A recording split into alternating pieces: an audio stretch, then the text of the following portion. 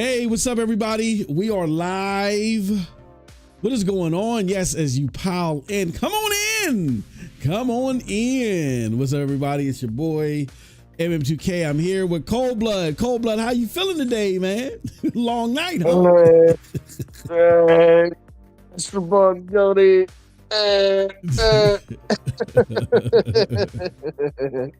Yeah. These mofos are mad, man. I love it. Yeah.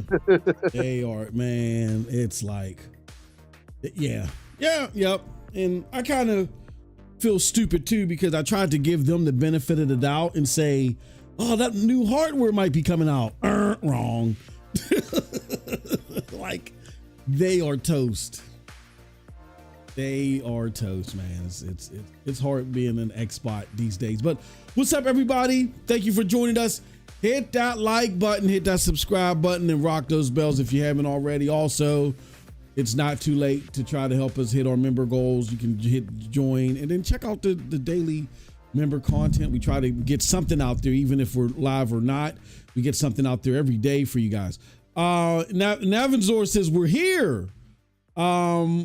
And we ask off the bat, Cold Blood, what grade do you give the Game Awards? A, B, C, D, or lower? So go right ahead, my friends. Go ahead, click that survey. Let us know what your thoughts are. Cold Blood and I will give our thoughts on the overall Game Awards today. In regards to our predictions, there was a winner yesterday out of me and Cold Blood's predictions. And if you didn't catch it, we'll go over who the winner was. Also, we're going to talk about PlayStation and Xbox. Who was the big winner? So in case you were living under a rock and you don't know who the big winner was from last night, you know, we're gonna help you. We're gonna help you decide that. So yeah, hit that like button, hit that subscribe button, all that great stuff. Let's go to the socials. Hold on. Oh, oops, I was using the wrong mouse. Okay, let's go to the socials. We in here. He says, Philness 10-year frown. Yeah, man, it's hard being an xbot, man. It's got to be rough. It's got to be rough on the tear ducts, man. Like the bugs, they need some moisture in the eyeballs today. I've seen so much crying and whining. As a matter of fact, Cold Blood, fuck it, let's do it. Let's go to our brother Jamie's Axe. Let's see what Jamie's Axe got rolling on Twitter as people are piling in. You know what I mean? Let me see here. Show them Sean and for whatever reason, Neff all of a sudden coming back. Oh yeah. I did notice that. Hold on, let me see that. Okay, that's here. Let's go. Hey, Neff is like fucking crap gamer, isn't he? Well, why you say that? As soon as he comes back, Xbox has a bad fucking day. He jinxed the shit out. Oh shit. He said he jinxed the shit out of him. Oh man. DF talks Resident Evil on the PS5 Pro. It's sad that they must clarify this, as I said last of us. The golden age of PlayStation gamers is here with Outer Worlds 2. Keighley's one more thing, always destroy Xbox fans. Here goes the salt, man. Holy cow. You guys ready for this stuff? Here, let me add the audio so Cold Blood can hear it. As you guys are piling in, hit that like button too. Let's get to 10 likes, y'all. Let's not take forever doing it. Let's get to 10 likes. Hit that like button, appreciate it. All right, so we're gonna play this for Cold Blood. Here goes some hate. All right, let's do this. Some Xbox hate, man. All those tear ducts, they gotta be heavy today. All right, let's play it. Astrobot! Astro, fuck you! Fuck you! He knew it! That's why he was so miserable! Yeah. Oh my gosh, that's true. Power bus and yo, the bus is That's like, I'm out of fucking here. whack, dog. That's fucking whack. That's wild. That is fucking whack, bro. Inferno said that is so BS. Jay's like, no, brah. Bro. Yo, the buster says the show not get to 4. Oh my god. Oh my god. And Ben's Ninja said, he said this show has killed gaming probably. Bro, this is so underwhelming, in my Yo, the opinion. It's music so like is horrible, though. terrible. It's like clown music, dude. Yes. The Wow. circus. It is circus. It's like they're It is mocking the circus, fan dude. base. Look And at the ponies be like, face. It was there. Phil Spencer was there, though. The ponies didn't play this game, though.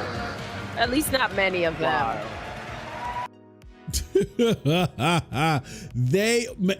Look, man. Phil Spencer's face. Did you see that picture of that? Astronaut! I don't know if you saw the picture of Phil Spencer's face. His face Yeah, says it all, man. Oh my God. He's sitting there like, bro, like, what the fuck happened? what is my life? Bruh.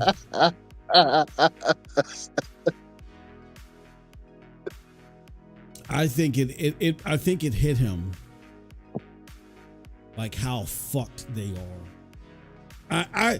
I said, and I'll say a little bit more about this. I told you guys, I tagged a date, not a date. I tagged a year to where I think it's going to be Phil Spencer's last year. And I know we keep pushing this year back, but I'm telling you right now that if in 2025, these games that Xbox are putting out, that they're putting in the Game Pass, if they don't push Game Pass, or if this cloud thing doesn't grow for them, where it starts to fill in the gaps for some of the consoles that they're not selling, like if they don't see growth, noteworthy growth, and they just keep seeing decline, Phil Spencer's not going to be there long. He won't be there to see the next generation. I'll put it like that. We'll get into that. But yeah, man, it's crazy. There's more. We'll get to your comments. But again, you guys hit that like button. You hit 10. Keep hitting it. And don't forget the poll. Hit that poll. Check out that poll, y'all. We got some more, though. It gets even better. It's coming. It's coming. Here it goes. But didn't Phil and Sarah say that they were going to announce some specific hardware by the end of the year?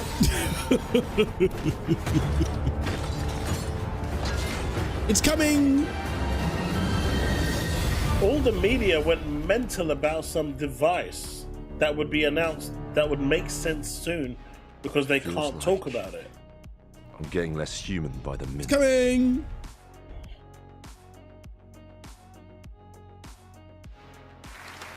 So to me, it just doesn't make sense. You know?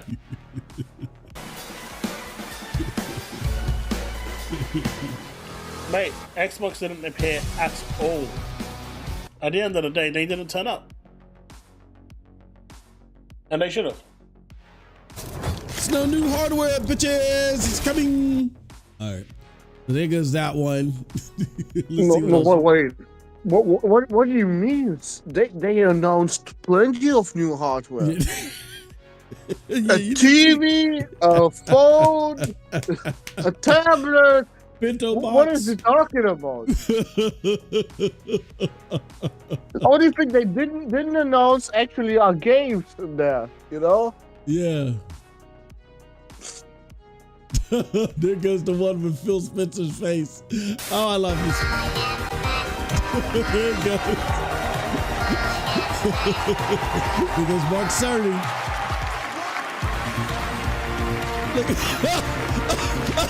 Look at the Xbox side. Oh my God. He's as stiff as a mummy. Oh my God. Look at him. They ain't even clapping. Oh shit. Look at him. Ha! No. No. You see how El Greenberg is? Yes. They are in disbelief. Look at him. That booty's looking away. Oh my God. No. No. Look at these. Oh my. I gotta say it one more time. Oh shit. No. Look at this shit. Look, it's all happy and lively. Look like they're watching an execution. Oh my God. That is wow. Wow.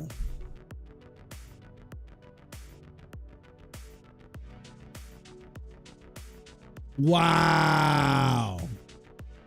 You know what? I think it happened. I think Phil Spencer didn't even know this Sarah Bond ad is gonna be on the Game Awards show. He probably didn't. He probably didn't. That's why he looks like that now. Or I think he didn't I think, here's what I think. I think, you remember how in the past when PlayStation was doing showcases and shit? Remember how Xbox always somehow got wind of it, and they would leak shit out. Like the one showcase they had, they leaked the the Snake Eater and some other games, and you know what I'm saying. And it wasn't a great showcase anyway, but still, that would have made it seem somewhat better if that was a surprise. They purposefully leaked it out. It's a theory. It's only a theory of mine. I think they purposefully leaked most of it.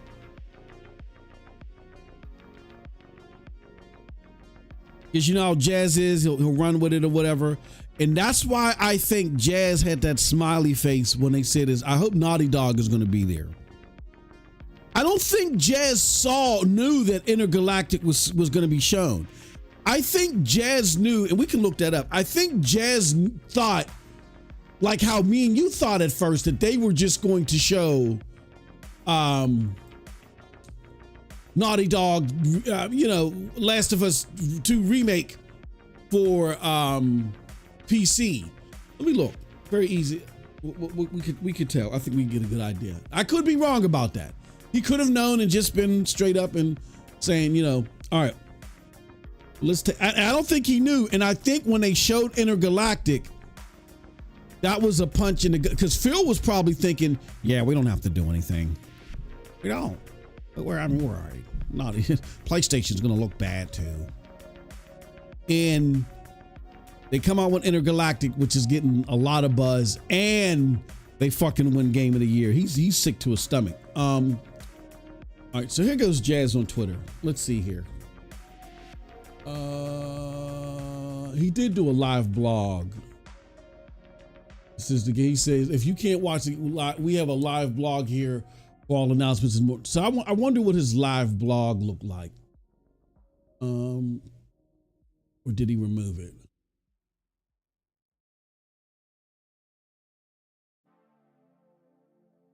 Yeah, whatever his live blog was, he removed. All right, and that's fine. I'm curious.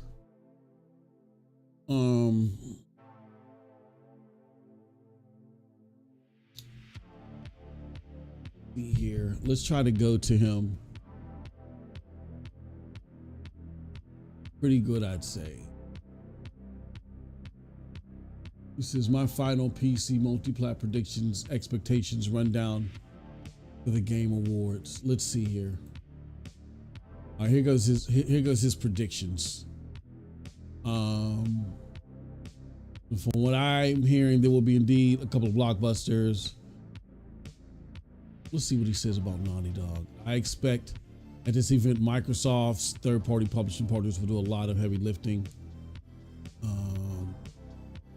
My key takeaway for Xbox. Either way, I don't think. Okay, he's talking about Xbox. He doesn't really touch on PlayStation. I just want to, because he put out that tweet, and I'll show you guys.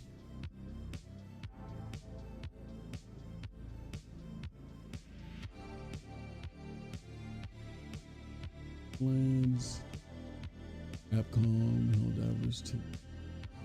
Sir, this is a Wendy's video launch in about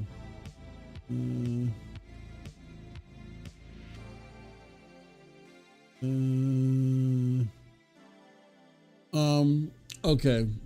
No, I don't see anything. So I don't see anything that goes one way or the other. I don't think they knew. I don't think that they knew. I think they caught on the last minute. Here goes Iron Lords. They were more comical about it. I mean, Metaphor, please be better. Astrobot. Oh, hell no. Hell I mean, no. Cold Blood, did you think, I mean, hold on. I don't even think, you didn't predict, did you think that Metaphor would win over Astrobot? Or did you think it had a chance? Not even for a second. No. Yeah. No. The only game that could compete with Astro was for Final Fantasy. Yeah. I just wanted to make sure, because I saw all these bots online today with their reactions, and they were cheering for Metaphor to win. Why? That's what I asked myself too. Like, what does Metaphor signify? It's a multiplayer. multiplayer that had a fucking marketing deal with Xbox for one fucking day. Like, who gives a fuck? Microsoft, it wasn't like no second party, no timed exclusive. They didn't. Bro, they didn't even get it for free in Game Pass. So what the fuck, man? Yeah, it wasn't even on Game Pass. Yeah, I don't, bruh. It beats the shit out of me. That's what's so fucking weird and pathetic about this side that still wants to be competitive somehow. I'm trying to understand. Like, yeah, I thought it was just me. I know that Metaphor, we talked about it, Metaphor, being up for some particular categories, but Game of the Year, I never imagined that it even had a chance. Like, I figured Black Myth Wukong had a better chance than Metaphor, I thought. Not saying that it was a better game, but I just felt like that, it probably was going to, it could have snuck up there. But yeah, like you said, I thought the top two were just simply Astrobot and Final Fantasy VII Rebirth. I didn't think he would be that crazy enough to do Erdtree, but then, like, there was the outlier was Erdtree. It was nothing else. It was Erdtree. I don't know. I just don't understand. I just wanted to make sure it wasn't me. All right. So yeah, hold on. Here's another. Just say Astrobot 4 times. Astrobot. I think this is Xbox Air. Page remove Erdtree, Rebirth, and Just say Astrobot 4 times. Yeah. My turn? All right, let's see. What's this guy's name again? And the game of the year is Ben? Yeah. Winky? Yeah. Astrobot. Okay, all right. It was Astrobot from the moment they showed the trailer, man. That's exactly what you guys said. Yeah. Literally from the moment the trailer was shown, we all knew. That's Amanda, right? Live No List. Yeah, it is. Yeah. And YouTube Ben.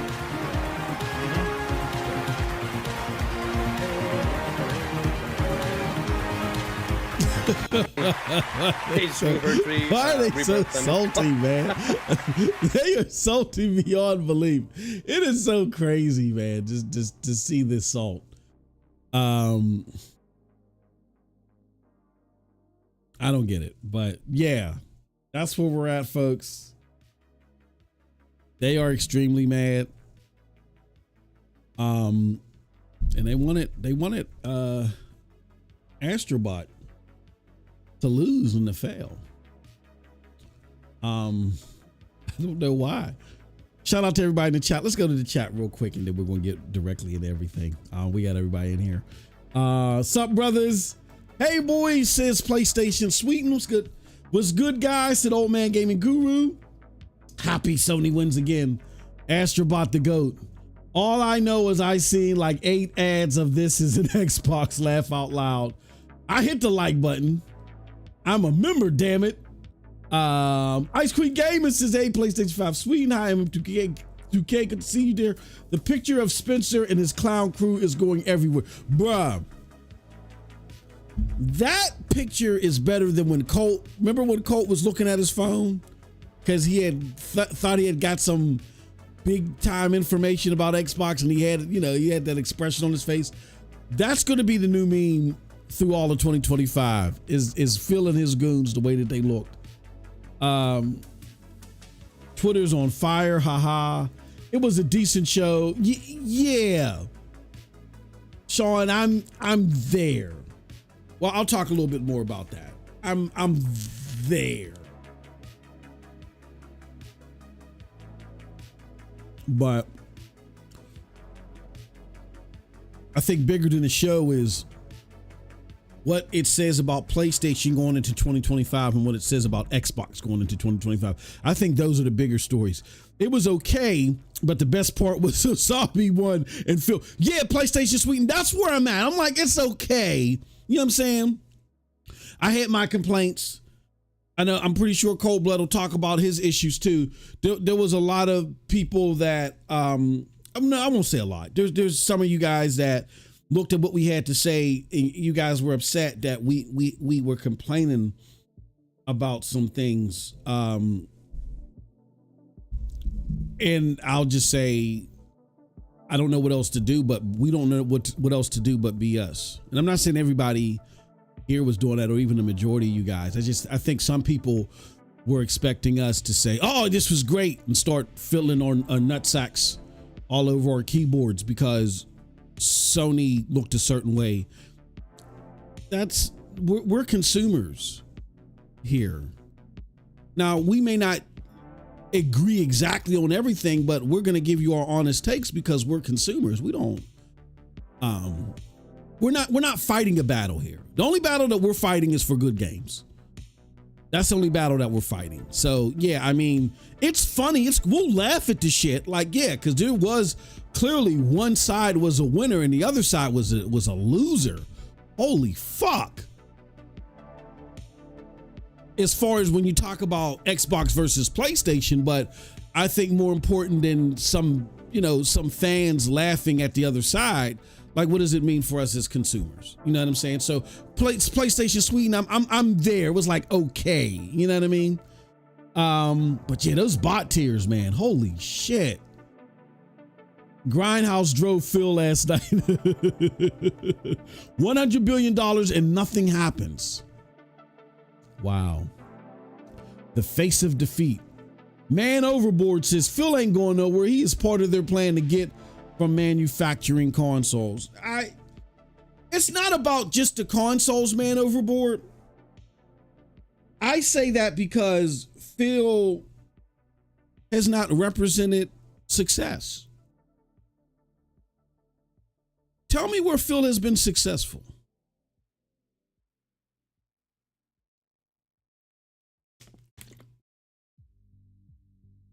Anybody?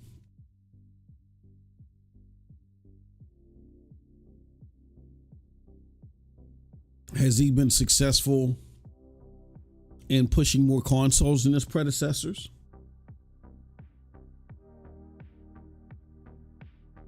His Game Pass met its metrics.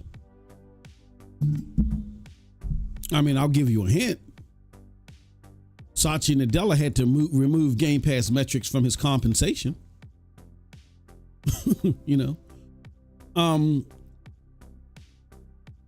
The Series S and the Series X. Is the Series S a 1440p machine like they told you? For new games? 1440p 60 machine? Is the Series X the world's most powerful console?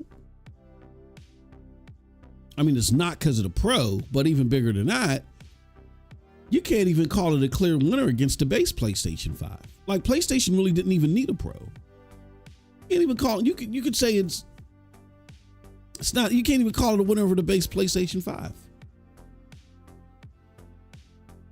Did Phil create a new strategy that helps replace, man overboard? Does it help replace the need for consoles? Their streaming service is the worst performing.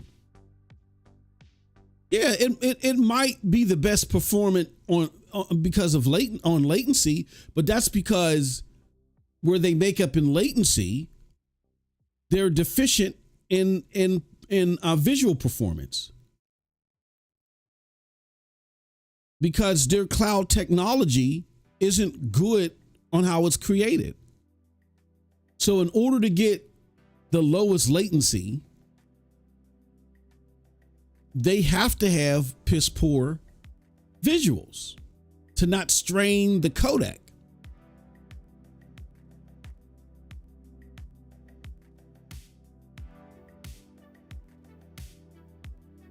And you see the end result.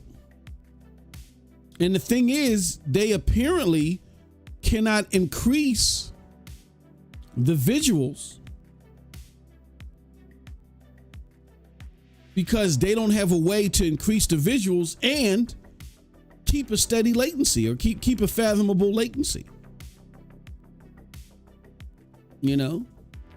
And here's the thing, when it comes to latency, you guys will hear this a lot when it comes to cloud gaming. As someone that's studied this thoroughly for 2 years, for the average gamer, you don't perceive latency over like 170 milliseconds. As long as it's over under 170 milliseconds, the average gamer doesn't even perceive it. So, and you were getting around 150 max when it came to Stadia, when it first came out, right? Since those 2 years, cloud gaming, at worst will be at 100 milliseconds of latency. They've gotten it now to where it's under 100.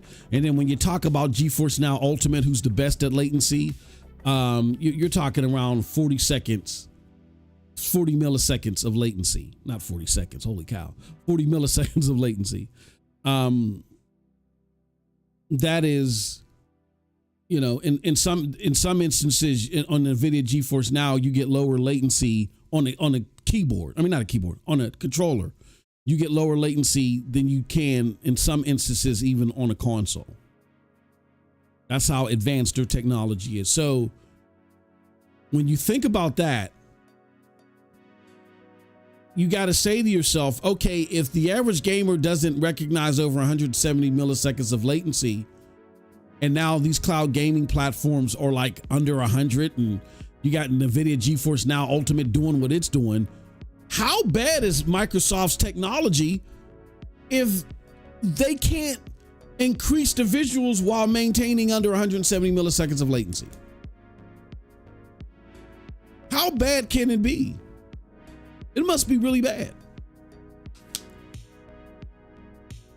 It must be really bad. So, and I've always argued that I felt like they were creating a bottleneck by using Xbox Series X and S server blades. Like they took the console and tried to make server blades out of the consoles. And I said that doesn't make any sense, because then you bottleneck the cloud experience to the capabilities of the console.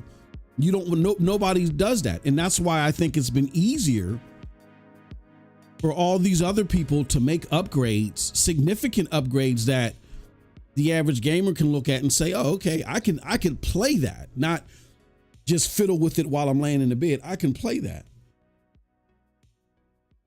Where the average gamer, I'm not talking about cloud gamers. Cloud gamers have a wider tolerance towards this stuff, because a lot of cloud gamers are just that because their inability to access consoles and stuff like that.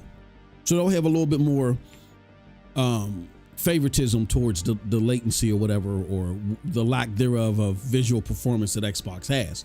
I'm talking about the average gamer who has a console in their hand and they're not willing to go backwards when it comes to technology. They want to go forward. So they'll look at xCloud and they'll be like, okay, I mean, if I'm laying in my bed, I'll do this for like 30 minutes. If I gotta just get this treasure chest in Destiny before I lay down, if it's bugging me that much. But on average, when the average gamer plays it, they're like, no, I don't want nothing to do with it. He wasn't successful there, man overboard, because remember in the court documents it showed that xCloud was supposed to be evangelized by Halo gamers. Remember when he said that, y'all? We're going to roll this out and it would be evangelized by the Halo gamers. Did that happen? No. Halo ended up eventually having an overall lukewarm response, and therefore it couldn't even lift itself up, let alone cloud gaming. And then that leads me to my next point.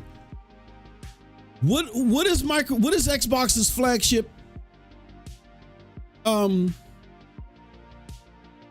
IP? Indiana Jones? Is it going to be Indiana Jones now? It was Halo.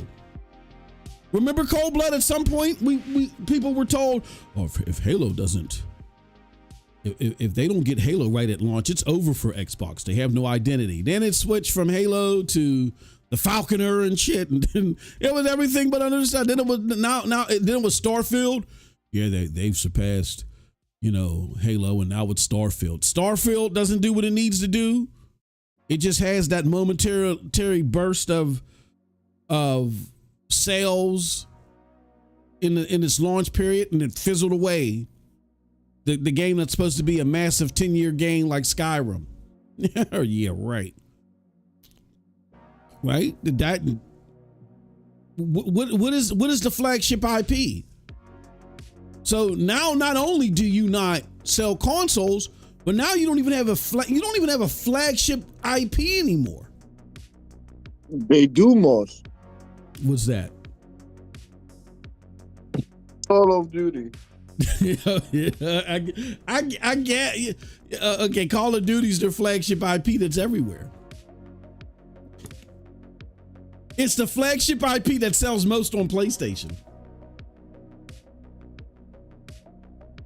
Like at this point in that time, you guys do realize, and I know Cold Blood is just being facetious, but I hope you guys realize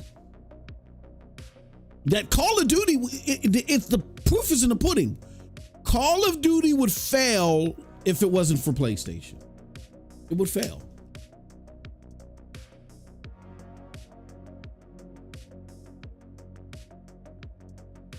Call of Duty would fail. It might have some standing in the US because people in the US don't throw up in their mouths when they think about getting an Xbox. They just go, ew. But they don't but everywhere else, people just like, there's no fucking way. I'm not buying that piece of donkey dong. So outside of the States, Call of Duty would fail.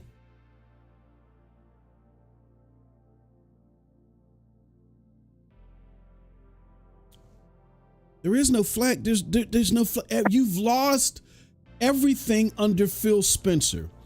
The only thing that Phil Spencer can argue, he can argue this. This is not etched in stone, and I'll explain to you why.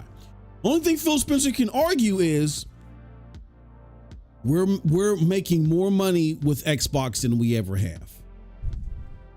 But is that Phil Spencer? Or is that Satya Nadella with his PlayFab and Minecraft and all the other deals that he brought to the table and signed that are making money? Read his book. Talks about it there. And the cost cutting effects that he created there, and the lack of expenditures that they put out for to get games at first. The lack of money that they were willing to put out for games for a while. For a while, Microsoft just sat on legacy Xbox gamers playing a lot of Fortnite and Minecraft.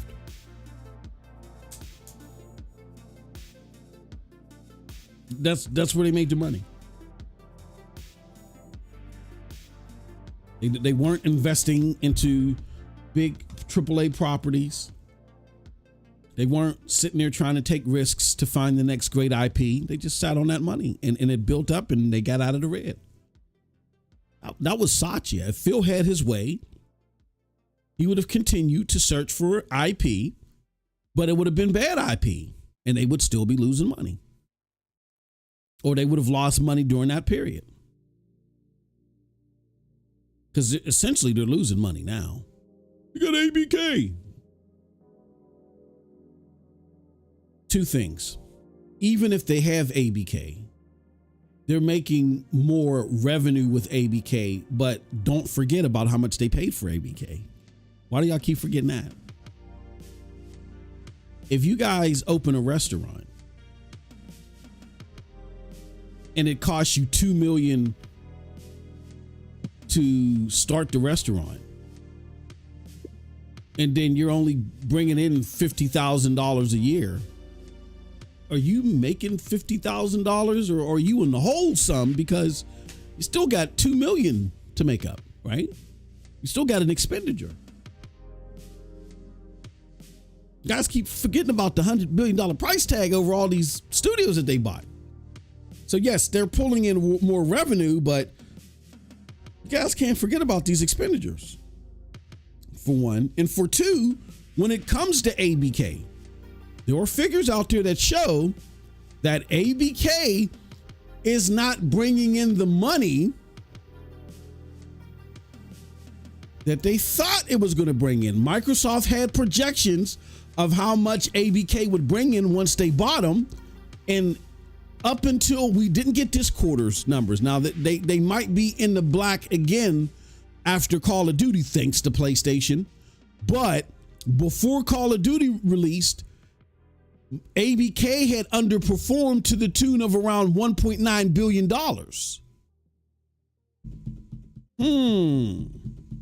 That's the money that was bringing in. It was still bringing a lot of money, but it still was underperforming. Now, again, depending upon how much they spend on it, how much they were expecting for it to pull in, how much it actually pulled in, it seemed like it pulled in a lot of sales from PlayStation. They are likely in the black from my guesstimates. Maybe they're not, who knows?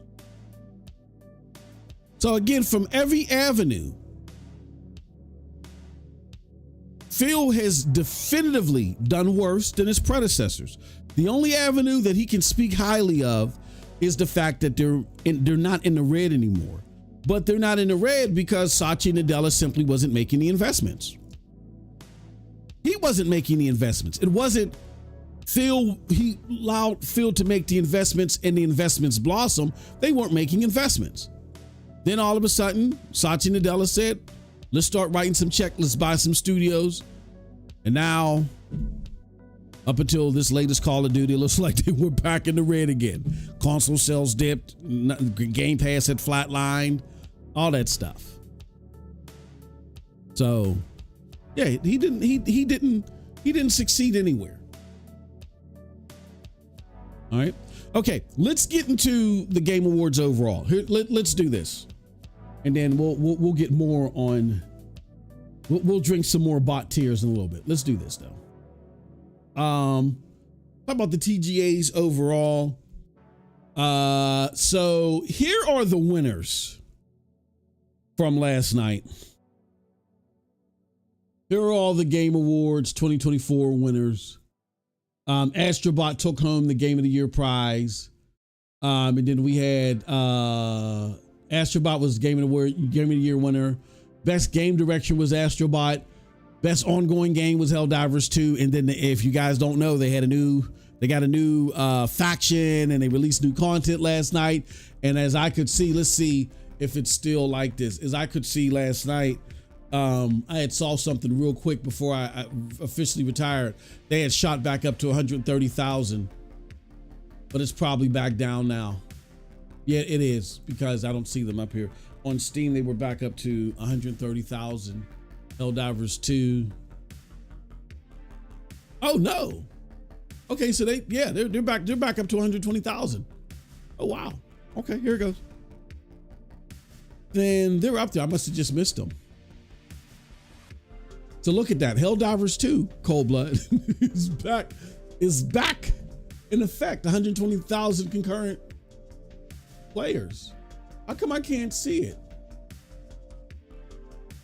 Oh, there it goes right there, because I'm blind. Helldivers 2, right there.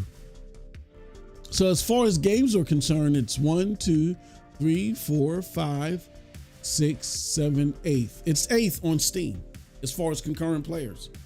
And it's not even 5 p.m. yet, Eastern. This is when these numbers really fly. So expect it to probably shoot up past its 24-hour peak of, it's probably going to hit 150,000 over the weekend, I would guess. I'm going to try to squeeze in some time with it. But Helldivers 2 is top 8 in games. I didn't include this Source SDK based 2007 because it's top 8 in games. It's in the top 10. Ain't that something? It's actually beating Banana. Holy shit. Maybe PC gamers is waking up, but yeah, it's not. It's wow, it's crazy. So we had that going on with Helldivers 2, best art direction, Metaphor ReFantasio, best mobile game, Balatro. That's all it should have fucking won. Best narrative was Metaphor. Best performance was Melina Juergens of Hellblade 2. Best score was Final Fantasy VII Rebirth. Best audio was Senua's Saga. Best adaptation was Fallout. Best multiplayer was Helldivers 2. Best independent game was Balatro. And best indie game was Balatro. Most anticipated game was GTA 6. Best role-playing game was Metaphor. Games for Impact was Neva. Content creator Queso. Best action adventure was Astrobot. Best action was Black Myth Wukong. Best fighting was Tekken 8. Innovation and accessibility, Prince of Persia. Best community support, Baldur's Gate 3. Best family, Astrobot. Best sim strategy, Frostpunk 2. And best sports racing was EA Sports FC 25. Best VR AR game was Batman Arkham Shadows. And then the Game Changer Award, which I like that one. That to me, Amir Savvat, I like that. I really did like that. Did you hear that he is a fucking recruiter for Tencent? He's recruited for Tencent? He's a recruiter for Tencent? Yeah, something like that. He's looking for developers and shit that go to Tencent afterward. Did you hear that? No, I didn't hear that, but hey, they're employed for one, and for two, the thing that he created works for all types of developers, even if Tencent's included. Hey, I think they never heard of LinkedIn then. Yeah, but LinkedIn is it's trust me. I As mean, far as yeah, bro. LinkedIn is horrible. LinkedIn is one of the worst. LinkedIn is just Facebook for top executives. That's what LinkedIn is.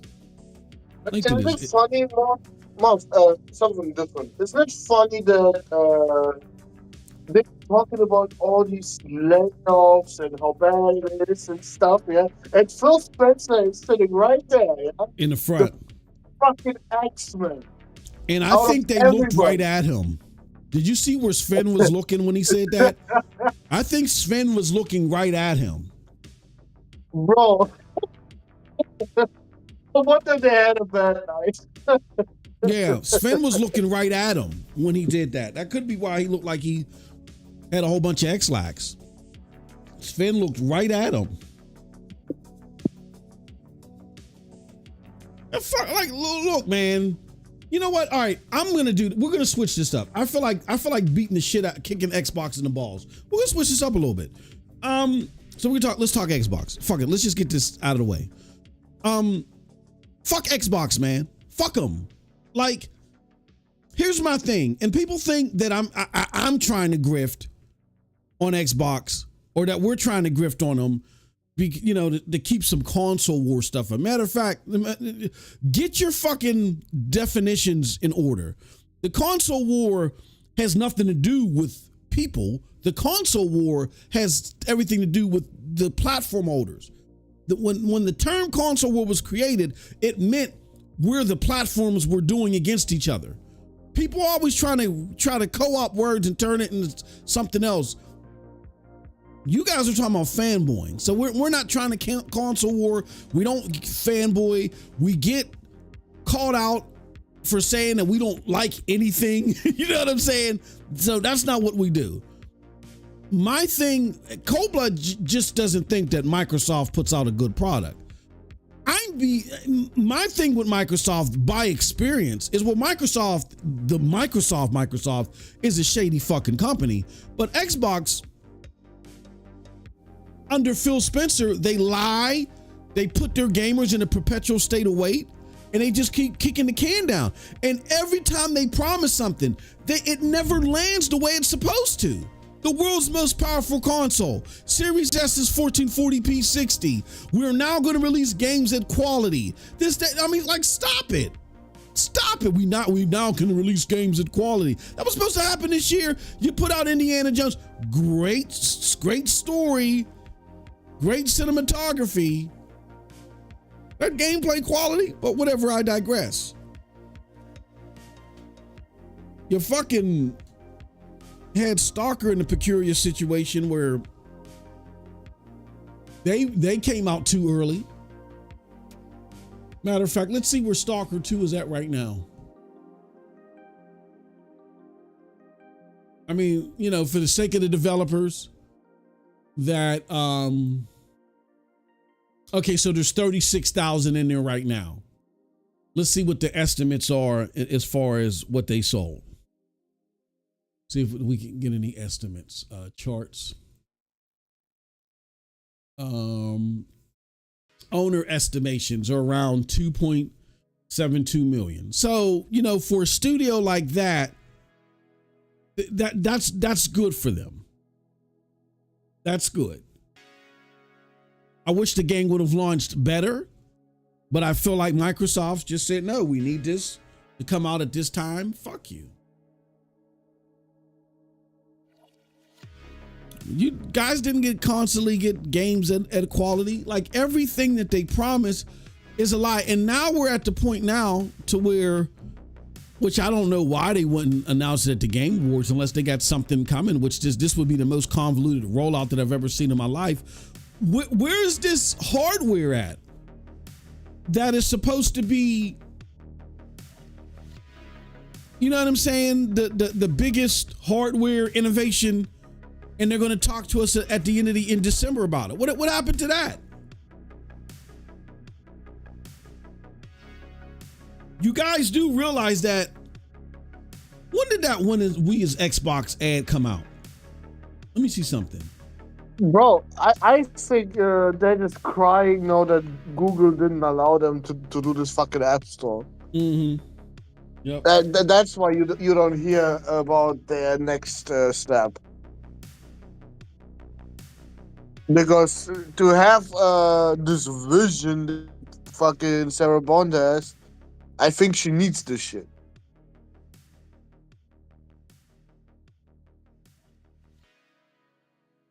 I still don't believe it's gonna be hardware. Like, bro, they literally tell you everything is an Xbox. Mm-hmm. Yeah. Why in the fuck would they make hardware then? If everyone makes their hardware for them. All right. Yeah, that's so true. beyond true. Let's look at I'm trying to find. But when. actually, didn't Bot really expect a fucking hardware reveal from Xbox there? I thought it was possible. I thought it was possible, and I gave it a 50-50 chance. I didn't want to rule it out because they have surprised us in the past, particularly with the Series X launch. So I thought maybe they were going to at least try something. No, they lied again. This is Xbox campaign started November 14th. So almost 30 days ago, they started this dog shit campaign. Remember, there's going to be on buses and they were going to tattoo birds and shit as they flew in the sky. You see, this is an Xbox. Shirts. Who has a this is an Xbox shirt? Can I get one? Oh my, let's put that in. This is an Xbox t-shirt. Where can I get them? 35 cents at the local welfare store. Hold on, this is an Xbox t-shirt. T-shirt Palace is selling them. Xbox Gear shirt is selling them. Gear Shop, I meant. Yeah, you can't get them. 20th anniversary tee at the Xbox Gear Shop. Fuck out of here. Nobody cares about this shit. But Cold Blood, that campaign was November 14th, bro. And I didn't even realize this. Microsoft executives normally are on vacation for the month of December. Like I don't know if they still do this, but normally in the month of December, Xbox, like they close down. Like there's only support people around. And even for ABK, now that they bought ABK and they're cutting back even further, it could be even worse. And I think they do that because that gives them a month to where their hires, not their hires, the people that they have on contract, I believe, again, this could be wrong, I believe that they don't have to pay them. They wind down in the month of December. They don't come back till January. So that's why you've seen this is an Xbox campaign roll out with nothing behind it. Because they're on vacation. The operations have pretty much rolled down. So yeah, if they're talking about we have a hardware reveal. Sorry about that, Joe. And they haven't showed it yet at the Game Awards. I don't think it's not coming for all intents and purposes. Unless they're doing the extra work and to stealth drop some information. But here's my thing. Why are you doing this and staggering this? Why wouldn't you do one big ass boom announcement? This is an Xbox, as corny as that is. Cloud games, individual a la carte purchases can now be played on the cloud. Here goes details on our new hardware. Why wouldn't you roll all that out together?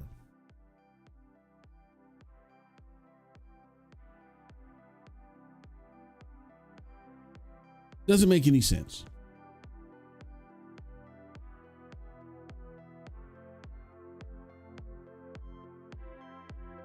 See, I wonder where Indiana Jones is at.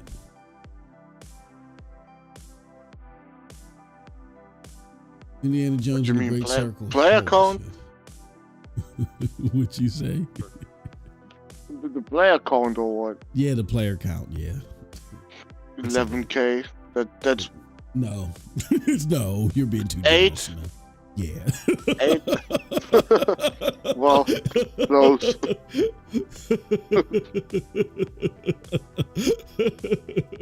Hey, what's up, Jazz? What's going on, brother?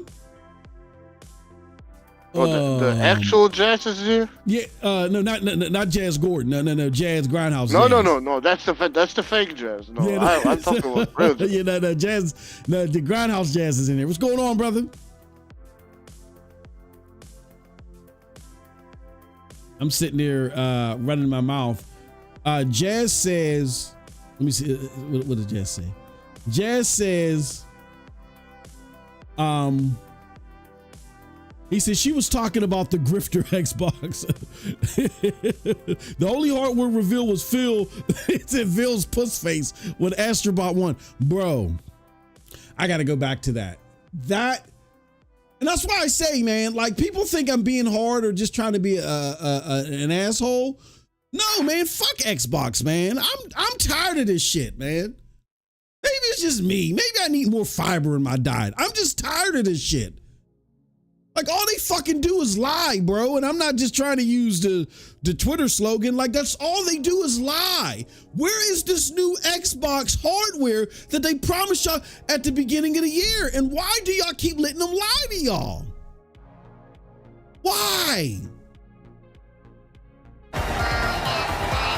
Why do y'all keep letting them shit on your chest and give you golden showers to the teeth? Why do you guys why do you like that? Guys, you guys got some weird fetishes out there. They just take a hot dump on your chest and straight whiz all over your teeth. Guys, take it. Fuck that, man. You know how much flack we get, which we don't give a shit, when we criticize PlayStation? That's what you're supposed to do as a consumer. You guys they just dump all over your chest, roll over, dump on your back, and you guys just take it. Fuck Xbox, man. Fuck them. Look at that. Phil deserves to sit here and look salty like this. Let me play this shit again. I love this shit. Look at this motherfucker. He's coming up. Look at Mark Cerny, the genius. Look at this, like Jazz says, sour puss. Look at sour puss face ass. Matt Booty got to look away and shit. I want to see this shit one more time. Look at this shit. Look at Mark Cerny. We're the best. Look at Mark. Look at these sour puss ass motherfucker. Do it one more time. Roll that beautiful beat footage. Look at it. Oh, gaming is great. Yeah, we had a great year. Oh, man. Yeah. Power to the gamers. Fuck Xbox, man. Fuck them. I don't know where you guys come from, man. Let me tell you, as the xbot that I was, and I didn't get paid for this shit. There was no super chat for this shit. I did it. There was no membership for this shit.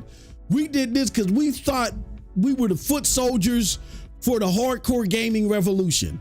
Man, we were in them fucking chat boards giving the PlayStation community hell. Giving them hell. You know how many times I was banned from the chat board? Man, shit. But the moment Xbox fucked up, bro, and was doing some dumb shit, like I told y'all, when that Uncharted 2 thingy came, I wish my brother was here, man. When that Uncharted 2 came out, me and my brother was on the phone. I was like, do you see this shit? He's like, yeah, I see this shit. I said, bro, I swear to God, if Xbox don't stop fucking around and stop taking the law and start dropping some shit, man, I'm trading my 360, I'm getting a PlayStation 3. Yeah, I'm right there with you. I was thinking the same thing. Click. And then it so happens that Xbox got back on its business, started dropping some shit again for a little bit until Phil Spencer took over. Holy fuck. Of Worldwide Studios. As much as we were on those chat... Go ahead, brother.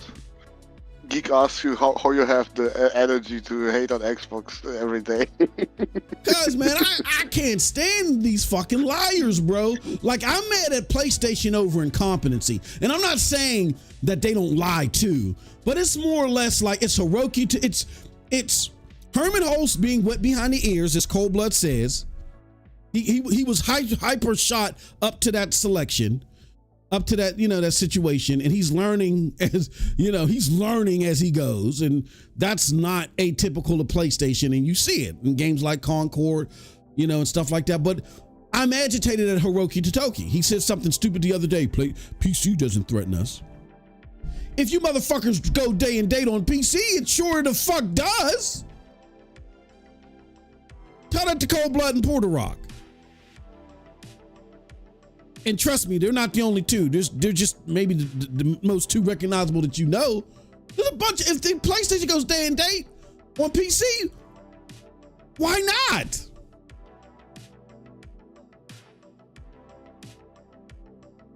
So Hiroki Totoki's disconnect from the culture, Herman Holst's wet behind the ears mentality or nature is what gives me heartburn about the current leadership.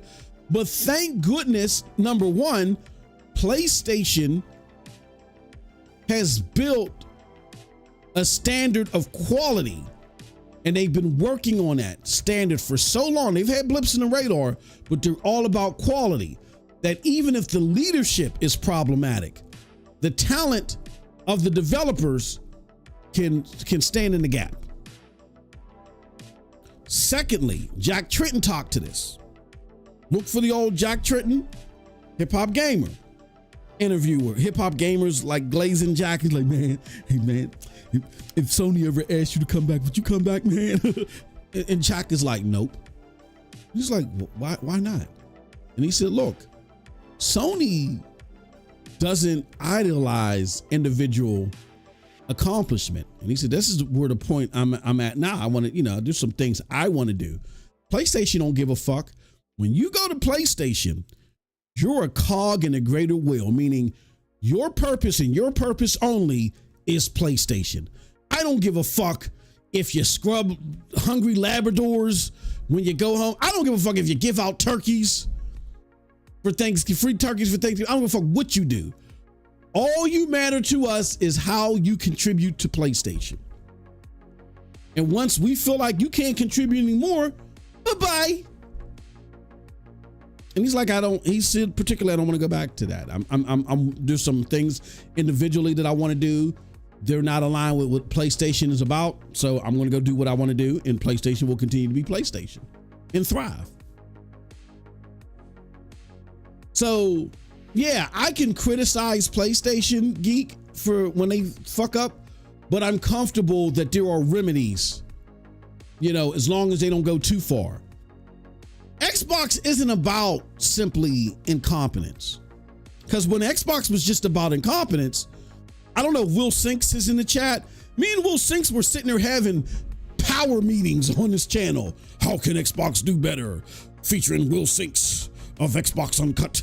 You know, we were sitting there like, you know what I'm saying? Like we're archaeologists digging and trying to find a way for this multi-trillion-dollar company. Like they give a fuck about what we think.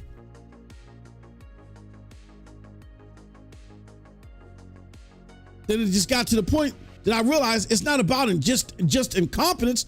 They're fucking liars. They are liars, dude. They are liars. And they got the nerve to sit here with this puss face. Like, oh, we got shafted. Oh, look at this shit. Matt Booty looking away. The fuck, man, get the fuck out of here. Fuck you. Don't get a seat. Don't come to no more gaming events. No, you're not getting a Lifetime Achievement Award for Phantom Dust with the original assets, motherfucker. Get out of here. And Sarah Bond is doing that goofy shit with This Is Xbox because you failed. You failed. You failed so miserably that Satya snatched the keys out of your hands and gave it to a mobile motherfucker. Sarah Bond comes from T-Mobile and shit. Weren't they about to close down last week or something? That's how bad you were doing. You were doing so bad that he took the keys from you and said, you're going with the flow, and we're gonna follow her little ad campaign. Which as goofy as it is, that just shows you how much of a failure this dude, and he wants to sit here and look sour. Fuck that, man. That's why I said fuck them. They went and bought up all this property in an attempt to make it exclusive. They added nothing to it besides putting it in Game Pass. So now it gets finessed in Game Pass. That's less revenue that the companies have altogether. That type of shit affects compensation. When they ask Phil, hey, Phil, somebody sent an email to Phil. Phil, look, we're doing evaluations, bro. Like, how do we... Normally what it would be is like, hey, if our game sells XYZ millions, then we did a good job. And we can take, you know, a chunk of those extra millions and add it to compensation. Now that everything's going day and date in Game Pass, bro, like, how do we figure this out? And you know what Phil said? This came out in FTC trials. I don't know. We're figuring it out. It's not like I can go to a spreadsheet and go, what the fuck? What in the cripple clutch fuck is that? I don't know. Man, fuck them. They've done nothing additive to gaming since he took over. All they're doing is lying. All this is a testing ground, a cesspool, a testing ground for Phil and his incompetence, along with Satya Nadella and his desire to flip gaming upside down on his head so it becomes mechanical, so it becomes conveyor belt. Totally take the art out of it. Listen, ban AI everywhere, and let's just make it something that we can put on the conveyor belt like the rest of our software so we can become richer and richer. And then when we want to take over something else, we go cry and play the victim. Oh my God, Google won't let us in the store that they built. It's not like we don't have trillions to build our own store. Rinse and repeat. Fuck Xbox, man. Fuck them. That's why that's the TLD. I'll give you the TLDR. How can I add the energy to keep kicking in their ribs? Because fuck them. They bring nothing additive to gaming. That was the whole purpose of Xbox having a chance. They added something to gaming before. What are they adding to gaming besides giving you access to games for $1 and a Pop-Tart? And you guys may say, oh man, yeah, that's great, but it's not sustainable. Because look at what's not going into gaming. Stalker 2 should have never been launched yet. They should have still got more support. You can't do it because you spent $100 billion and you're relying and you're getting finessed in Game Pass. You can't do it. Indiana Jones. It's the critical darlings love child of them and their sympathy for Xbox. Look at how well it's doing. Nobody gives a fuck about what some sappy, sympathetic journo has for Xbox. The gamers don't care about it. Why? Because as great as the story is, they don't want to pay $70 for a story. Have you gone to the movie theaters and paid $70 to go see a movie? No. You paid $12.99, maybe if IMAX, you might pay $20, right? They're not going to pay $70 for a good story. They want a good game. And the gameplay mechanics are not good in here.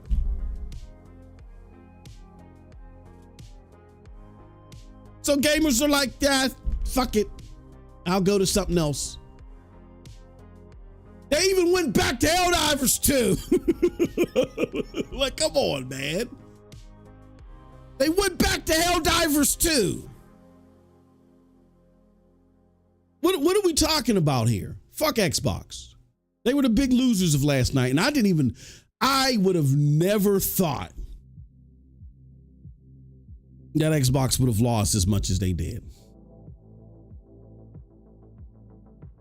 They clearly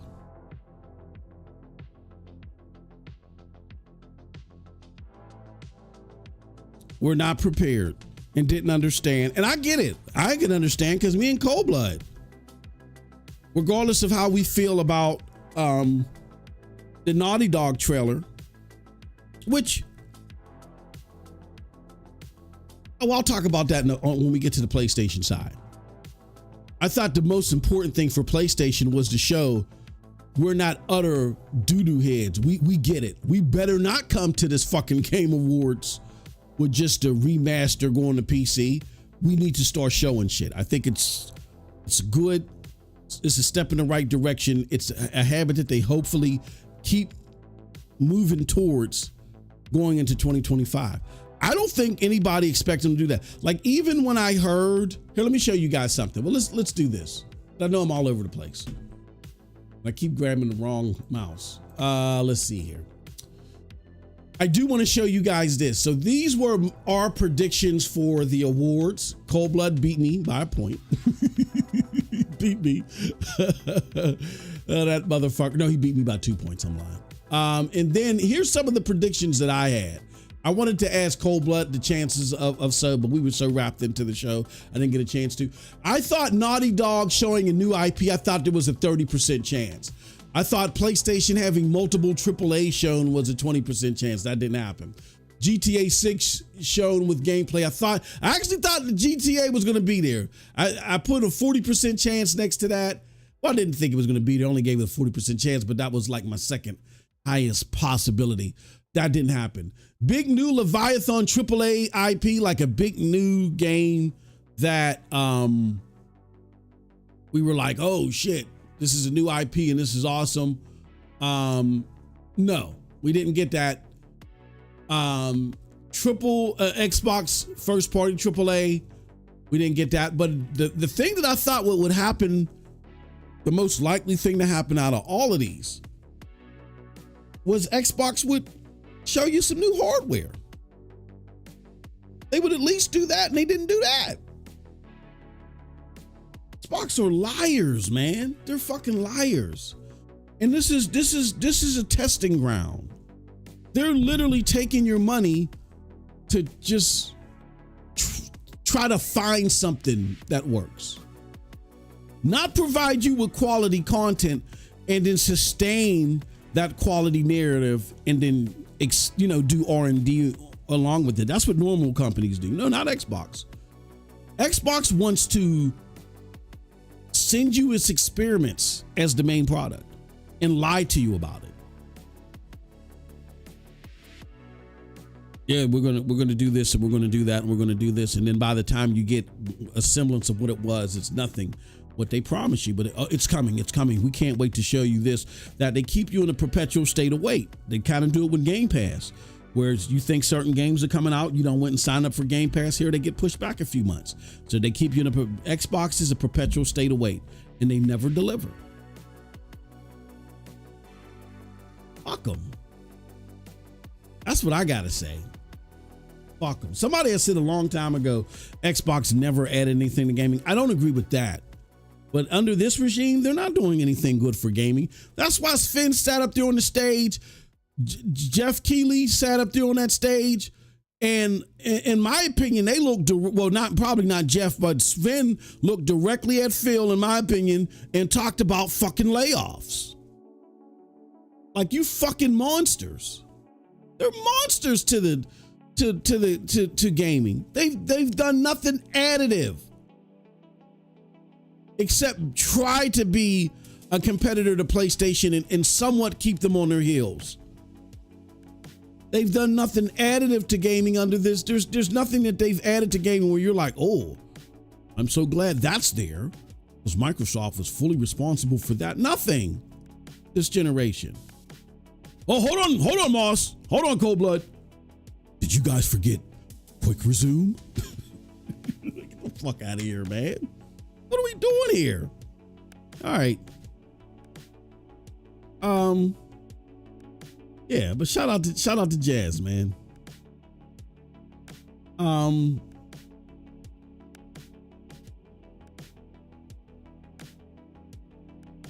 He says, this is going on repeat all my shows. Muhammad says, I don't know you. I didn't know you were freaky like that. Oh, shit. Yeah, Phil the double speak Spencer, man. It fucked him, dude. Fuck Xbox. Just look at Phil's face. How does that not grind your gears? PS is never going day and date. Never. They will never go. They better not, Corey. I hope they don't. He said Astrobot won on an Xbox.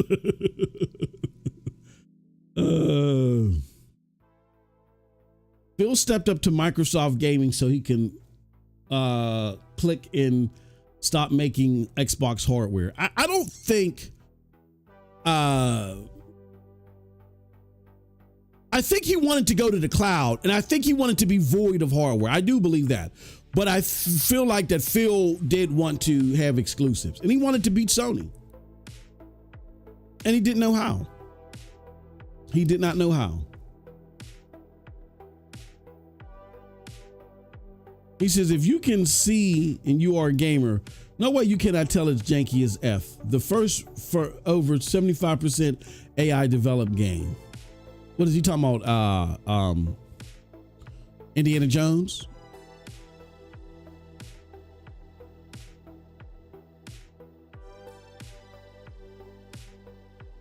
He says, no, I said after the ABK case that Microsoft had done irreparable damage to their brand to anyone who was watching. Now they are proving why I was right.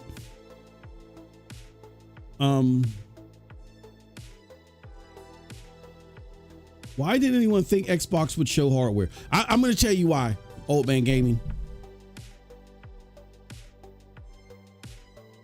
Because I'm old.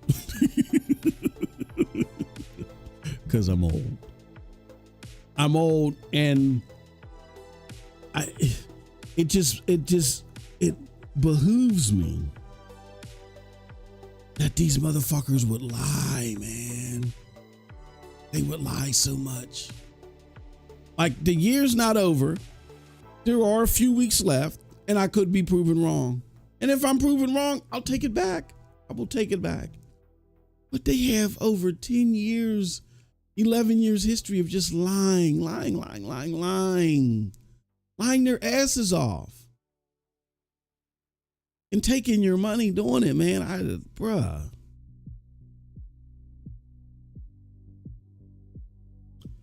Yeah, Quick Resume was real popular. Like that's what did Microsoft do? Quick Resume. Yeah, quick, yeah. But I can't live without Quick Resume. I couldn't live. I don't know about you, but I wouldn't be able to breathe without Quick Resume. Fuck out of here, man. Why are you doing impressions of David Jaffe right now? Is that what he does? Oh man. Yeah. Because of his ADHD, he can't play no I other can't way remember now. what he was playing and shit. He's like, oh yeah, I forgot I made God of War. Oh shit, yeah. Quick Resume. Fuck out of here. Just go. Just stop with this spectacle and go. You know what I mean? And you want to sit there and look sad. And look, and I'm not saying that the TGAs are, I'm not saying that the TGAs are the grand wizards of all things gaming. Like, Cold Blood and I were talking about that last night about a lot of the bullshit that could have been cut out of the show, and bullshit that Geoff can do. But don't do this, dude. Don't fucking do this. Oh, boss, I know why Phil Spencer is so mad. Why is that? He didn't get his award this year. Yeah, that's what I said. He didn't get his lifetime achievement award for Phantom Dust and original assets and shit. That's what. What was it? Green something? Oh yeah. The prettiest plug for a console ever. Like, they come up with the dumbest shit. The plug on the Xbox Series S is made out of biodegradable fuel. We got to give him an award for that.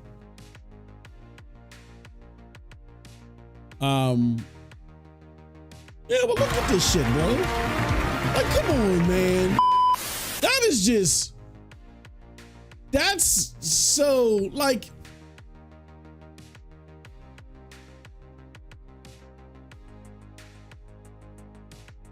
look at that. Come on.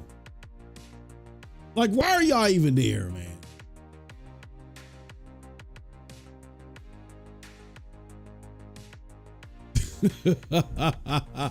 Whoever that camera dude is, man, we need to go start a GoFundMe for that motherfucker. Because he didn't have to pan over here, or he didn't even have to show this at all.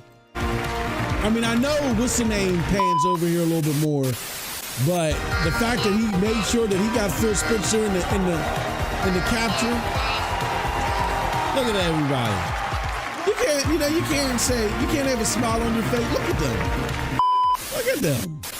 It's Astrobot. Come on, man. You don't have a nominee. I could understand if someone was smoking crack and they put Hellblade up there and you're like, oh, we really got a chance. And Hellblade doesn't win, but there's nothing up there for Xbox.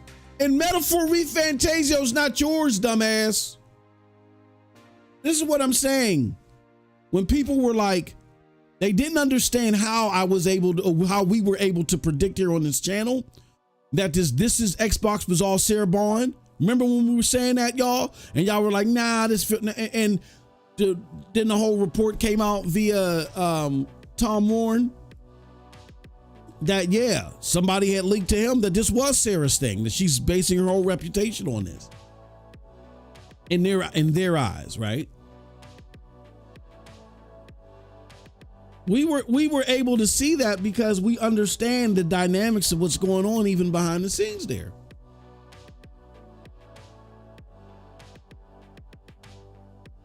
This dude's failures is finally catching up with him.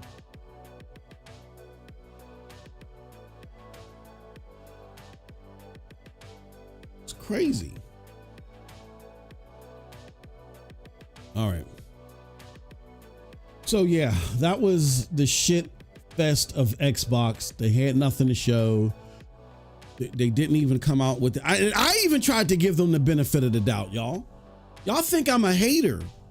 It's not about a hater, it's about having standards. Even I tried to give them the benefit of the doubt. Here's my spreadsheet. The highest probable thing I put up here was Xbox was like, I sat there and said to myself, there's no fucking way, bro. Now I know they have a track record, but there's no way they would sit up here, tell this to people, start this stupid ass fucking campaign and not follow through with it. Now why they wouldn't? Funny, Mon? Go ahead. Isn't it funny? This is the first time in a long time where Xbox did not even mention Game Pass whatsoever. At all. Ain't that something? At all. I think, bro, look, I think what I said before is they are done wasting money. Mm-hmm. Yeah, I agree. They're done losing money. Mm-hmm. I agree. But you think all these trials and all that shit is gone, and they're not mentioning whatsoever about any of that shit. Yep. Because now that Call of Duty is in there, Diablo, and everything else that will come out from their fucking dog shit studios. Yep. They want to make money on that shit now. Yep. Because Satya probably said, I'm still got about $68 billion in debt. So get to it. Yep.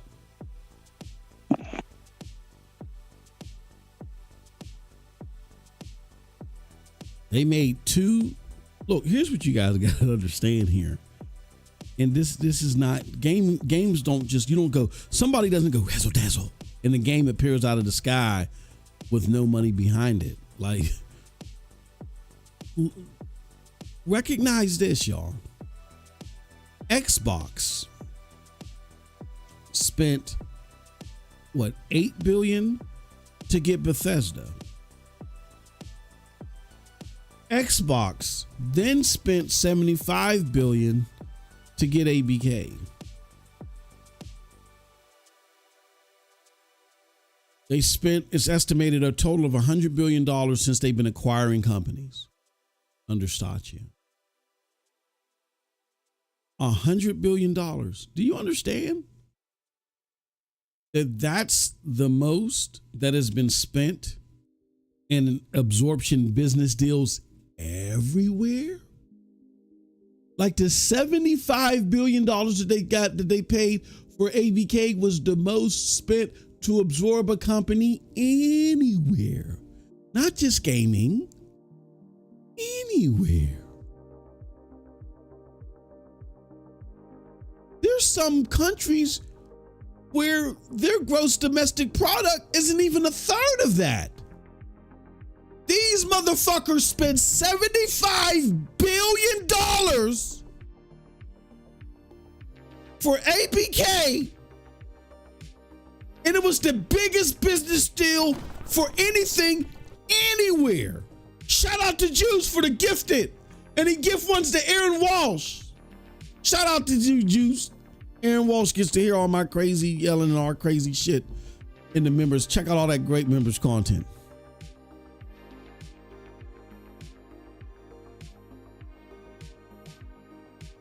Anywhere. To Cold Blood's point, they know Xbox no longer has the luxury now to sit there and say we're loss leading, meaning we're just spending a little bit of here. We're leaking a few $100 million here and a few $100 million there, but it's like R&D. It's loss leading because we're trying to anchor ourselves in this business sector. Shout out to the Ruham. And shout out to PlayStation 5 Sweden for gifting another member. Thank you, my good friends, for doing that. We really appreciate it. Ruham got one as well.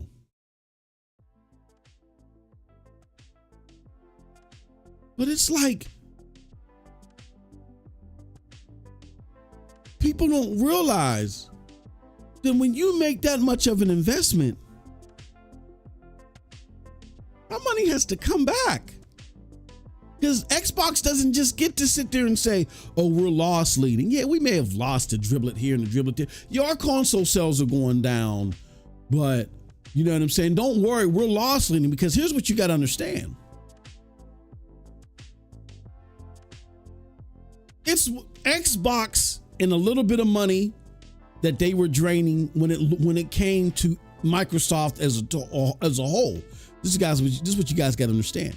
Microsoft as a whole, a little bit of money that Xbox was bleeding didn't mean anything to the bottom line of Xbox. It was just, yeah, they were losing, definitely. They were definitely losing, and they weren't getting any grounds, but it wasn't that harmful to Xbox. The only person it was harmful to a degree, it wasn't harmful to Microsoft. The only person at Microsoft that it was harmful to was Satya, because he had his compensation tied to it, right? And that was an expectation. Why? Because remember, they just paid all that money for Bethesda. Phil Spencer went public and said this is all about growing and creating exclusives to wherever Game Pass is at. Remember, that was their philosophy at first. So investors were like, okay, well, you know, you guys spend a decent amount of money. $8 billion is a lot. So, okay, Satya, do your oversight, make sure this shit happens. And it did, and it was an $8 billion bust as far as I'm concerned, because again, it was all about adding exclusive content to Game Pass, and the exclusive content that was in Game Pass provided by Bethesda did nothing to grow Game Pass. So that Satya had to wipe it off of his jacket. But even that one, you know, yeah, it's a little drop in the bucket. And now you talking about $75 billion. That's bigger than anything Microsoft has ever absorbed ever. Now this is beyond just a little stepchild doing some shit and maybe breaking a vase here and there. The stepchild done got inside of the Mercedes-Benz and he ran into a fucking pole. Now people are paying attention. And to Cold Blood's point, you can't talk that lost lead shit anymore. No fucking ads for Game Pass. None.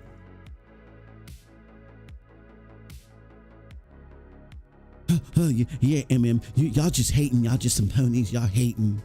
Y'all just drinking that pony milk. Y'all hating because Game Pass in Call of Duty, that's it. That's the second coming of Jesus. That's taking the cross and putting it in the holy water, and it's bringing back Jesus, right? You don't mention that at the Game Awards. Get Call of Duty Game Pass. They're not talking about it anywhere. They made a blurb in an article because they knew that you fanboy roaches would feast on it, and they don't talk about it nowhere. Why? Because you see this? Let me show you something. For those of you... Wait, can I interrupt you? Yes, always. Go ahead, brother. You owe the chat one gifted sub now. I do? Oh, okay. Hold on. Let me see if I can do that.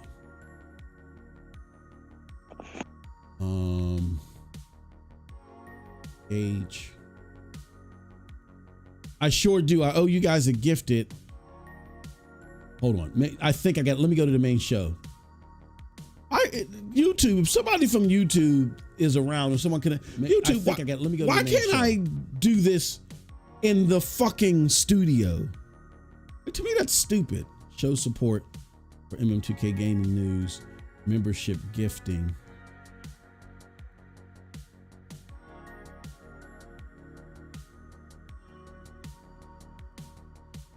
You have 10 memberships left to, okay. Oh.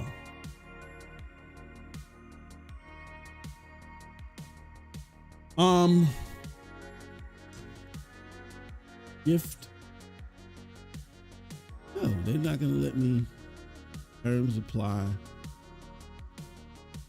They want me to get 5. Did we accumulate enough to get 5, or what do we get? I have no idea. You know the number. Yeah, they're not gonna let me give. I think they changed that. Membership you give will be publicly announced. Luckily, recipients. Well, I'll tell you what. Here's what I'll do. This time around, I will give 5. I'm going to give 5. Oh, let me see something.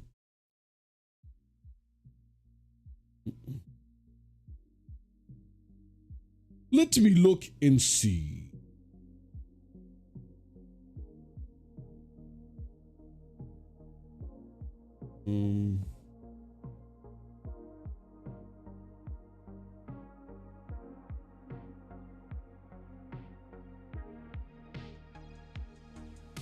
A second. I tell you what, here's what we'll do. If we can get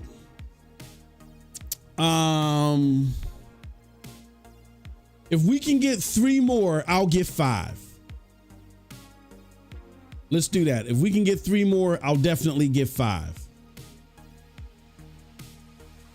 Because well, no, Geek, but YouTube is so goofy. Like, I should be able to do a single gifted, and I can't.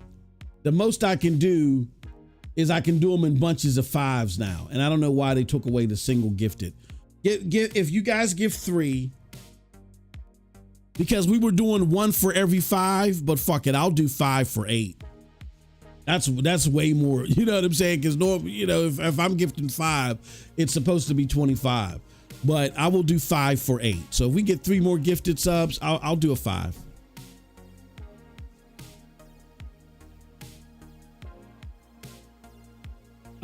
Juice is MM. The grifters don't realize that PlayStation's 30% from Call of Duty because of how many units. This is the thing, Juice, and I'll say this and I'll move on to the PlayStation part.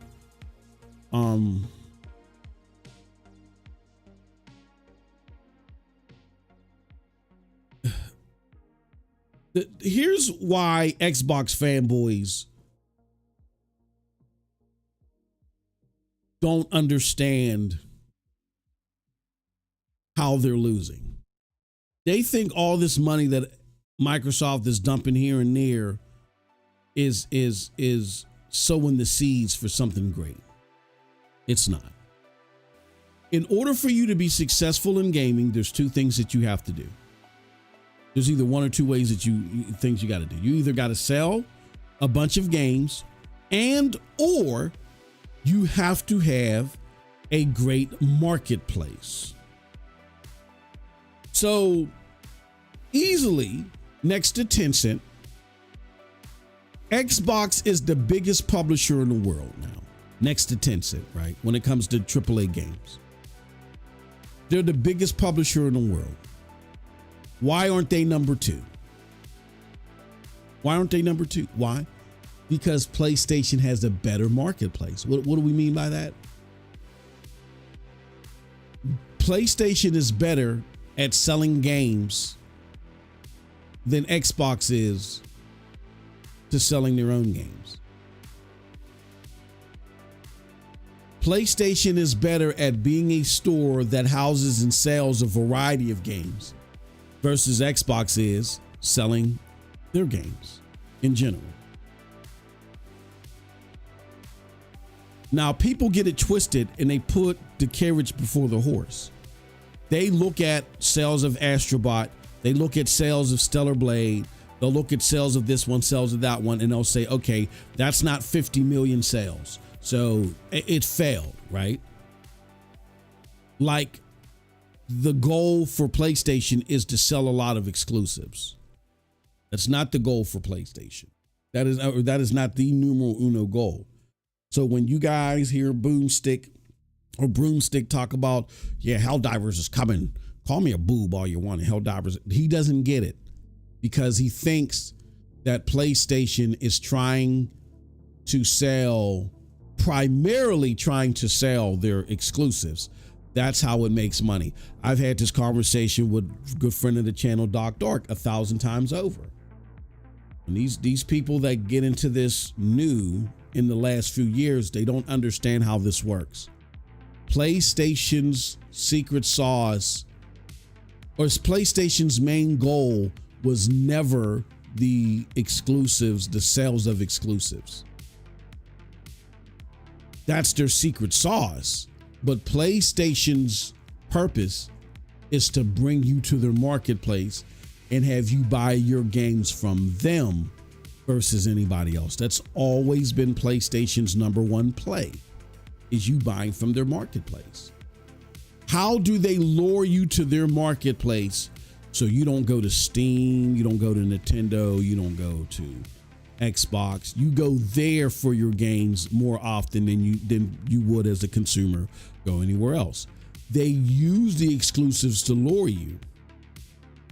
They use the exclusives to lure you to buy their expensive box, right? And when I say expensive box, I'm just talking to the fact that you are essentially buying a product whose 99% of its purpose is to play games. No one buys a PlayStation to watch HBO. Now, people may do it, but it's stupid. You just buy a Fire Stick, right? Why pay $500 or $700 for a Pro? Nobody's doing that to watch Cinemax. The main purpose is the game. So if you done spent this money on this console to play games on it, you're going to be more inclined to buy your games there. There are people like myself who, for the most part, play PlayStation exclusives there, but that's not the average consumer. The average consumer plays everything. When they buy a PlayStation, they play everything on PlayStation, or the overwhelming majority of their games on PlayStation.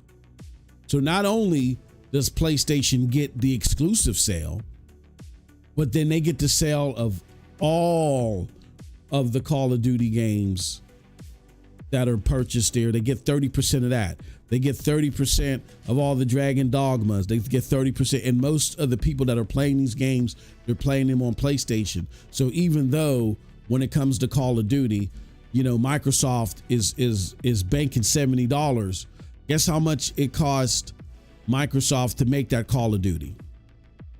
Cost them maybe a couple $100 million to make it. How much does it cost PlayStation to put it on the store? It costs PlayStation nothing. So PlayStation and any cost associated to putting that game on the store, the publisher courts that cost. They're responsible for that. So PlayStation pockets that 30% and moves on to the next one. Give me your 30%, give me your 30%.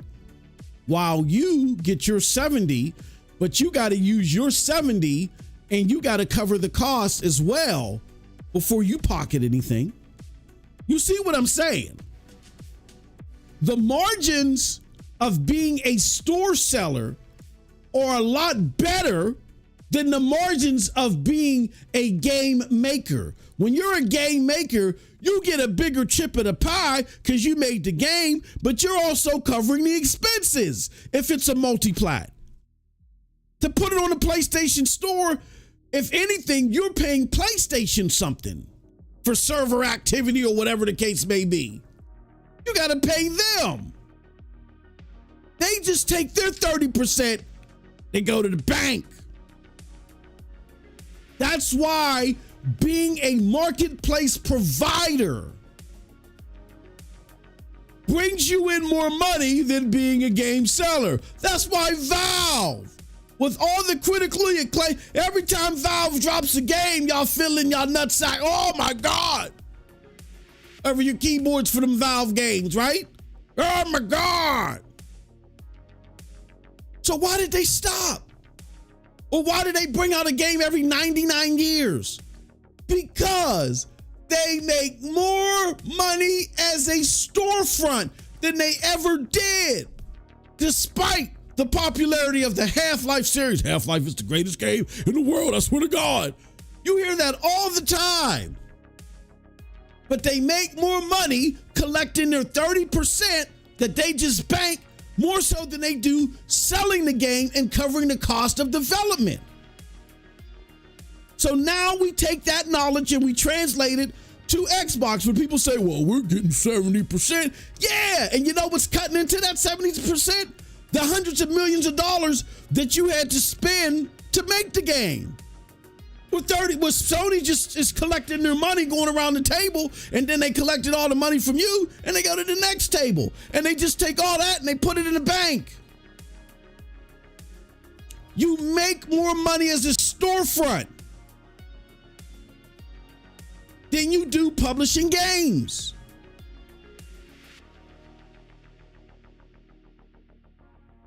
It's common sense that you guys that are new to this, you don't understand.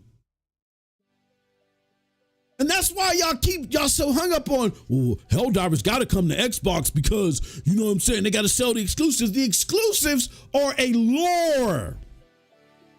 Now, I'm not going to front like Hiroki Totoki doesn't want to squeeze more juice out of the orange. Yeah, he wants to squeeze more juice out of the orange, and he's doing some goofy shit as far as his placement of the games on PC and how he's using the IP, but that's just to cover margins. That's not their main business. Their main business is to get you to buy games from their store. That's their main business. That's what keeps the lights on. And the exclusives are a lore. The exclusives bring you to, oh my God, well, these guys both have Call of Duty. You have Call of Duty, you have Call of Duty. Oh, you both have Fortnite. You have Fortnite, you have Fortnite. Oh, y'all both have Apex Legends. You have Apex Legends.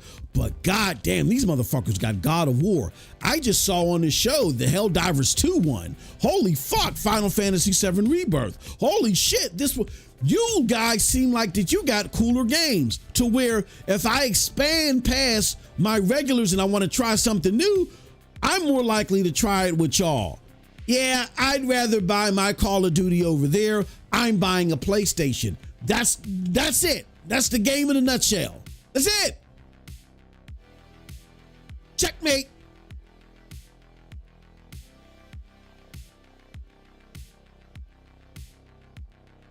And I hate to tell y'all,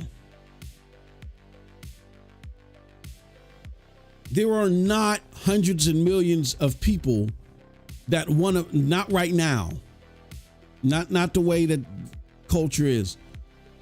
There are not hundreds of millions of people out there waiting to play games. Gaming is part of pop culture, but it's not that much part of pop culture where, let's say my wife comes home and she's like, I could watch my latest Korean soap opera, or I could play Starfield. Like, my wife is not flipping through fucking Amazon Fire TV like, yeah, or I could play Starfield. She's not doing that. She's looking at it. She's like, what is this shit? And she's flipping right past it. You have to have a certain psyche, a certain habit to yourself to sit down and play games. And it's just not, gaming is not like all other entertainment. It's not like music. It's not like movies or TVs. It's different. That's why when people say, oh, you're too old to be playing games. I'm too old to interact with my entertainment. You know, me interacting with my entertainment shows that I have more motor skills, you know, more pattern development than you do just sitting there rubbing your navel, watching reruns of Friends, right? You get that. You understand? It's a different type of form of entertainment where you got to have the urge in advance. Nobody flips through something that is built for TV and like, you know what? Nah. I'd rather play Hellblade. I was gonna watch Deadpool and Wolverine. Nah, I'm gonna play Hellblade instead, y'all. No, nobody does that. Not gamers don't even do that. Gamers have an urge they're flipping through games and they have an urge to play a particular game. It's trying to cross-pollinate entertainment habits that are not interchangeable. So the fact that this is sitting on a Fire TV, all that means is that the motherfucker that would normally play it on the console now has various options. That's not necessarily growing your consumer base. But for some god-awful reason, Xbox can't see that. And I'm not saying having cloud gaming cannot eventually expand who accesses it. What'll happen is, if I have a main way that I game, and then in addition, you have a cloud service that is suitable and fathomable, yeah, I might buy a PlayStation, but oh yeah, if I know I can log onto my PC and do some xCloud gaming, okay, well, fuck it, maybe I will indulge in xCloud, but I'm not even gonna bother and pay whatever it is to access it if it doesn't feel good. Or particularly if it don't feel as good as my PlayStation. But yeah, I would double dip. Okay, now I ain't got to buy two consoles. I can have one main console and I can fuck around with this other console that feels just as good. Xbox in the cloud has to feel just as good. If it doesn't feel just as good, it's only servicing the niche cloud audience that currently exists. People don't get that.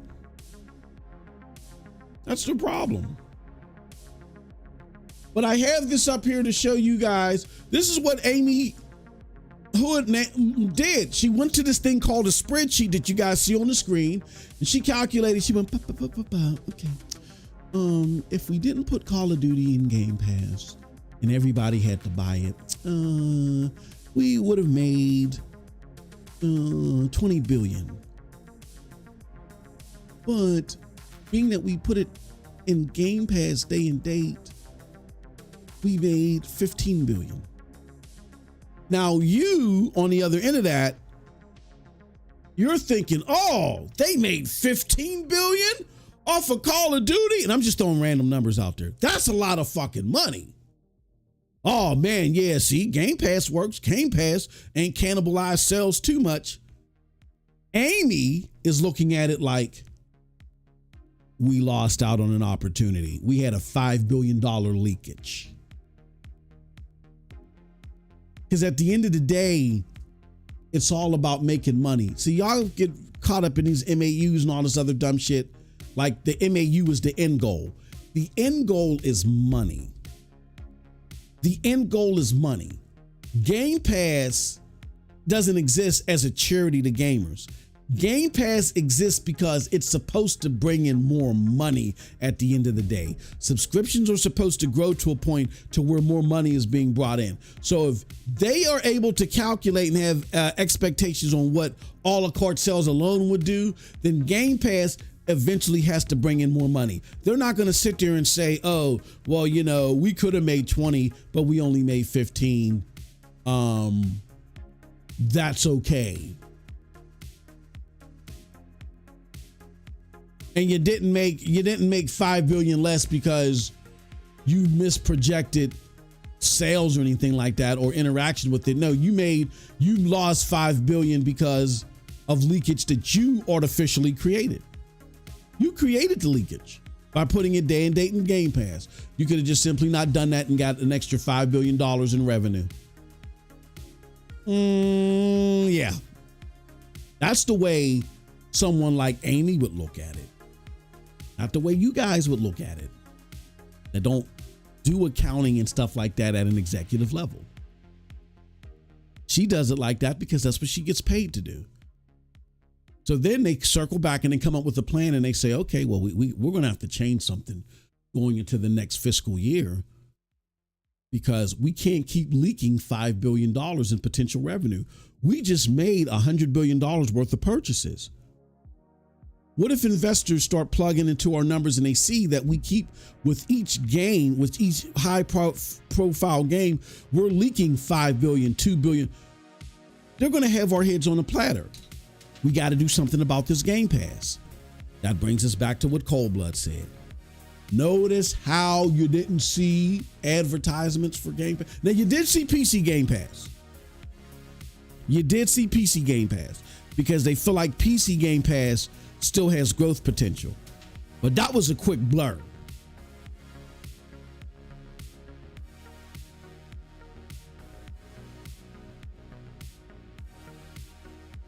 The days of loss leading are over because there's too much in losses now after ABK. There's too much in losses. And it's like Coldblood said. They're not losing any more money. You guys got to understand that.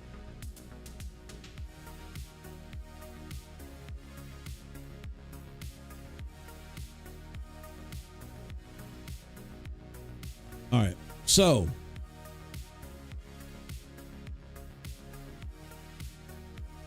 that's what's going on with Xbox. Let's now convert over to PlayStation.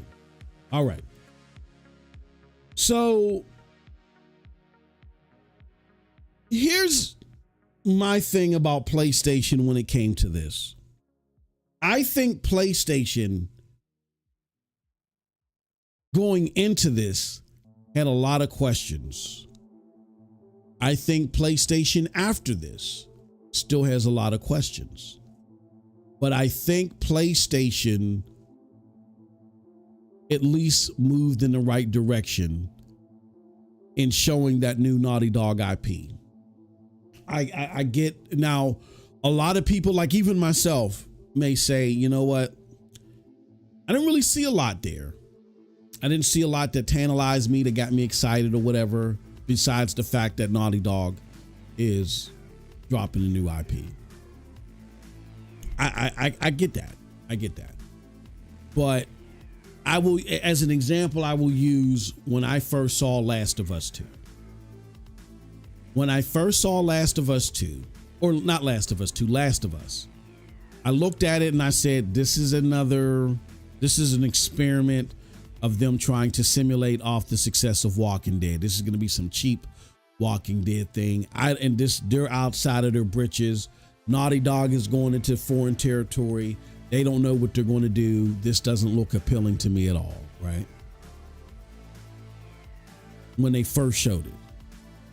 And then they started showing it more, they start showing you more and more and more and more. And then more and more of it, as time comes out, it looks more and more enticing. And then you see gameplay and you're like, okay, that looks cool. And then when the game comes out, it speaks for itself. We've seen that pattern. I know on being on the other side of it, because that was really The Last of Us the first game was really the first PlayStation game outside of the original Killzone. That was the first PlayStation first party game that I really was like, I'm really digging this. I'm digging this. Like, you know, I didn't think it was superb, but I'm like, you know what? I'm liking this a lot better than I thought I would. It was the first PlayStation game outside of Killzone that you know, exceeded my expectations. And I would have never known that from the first cinematic.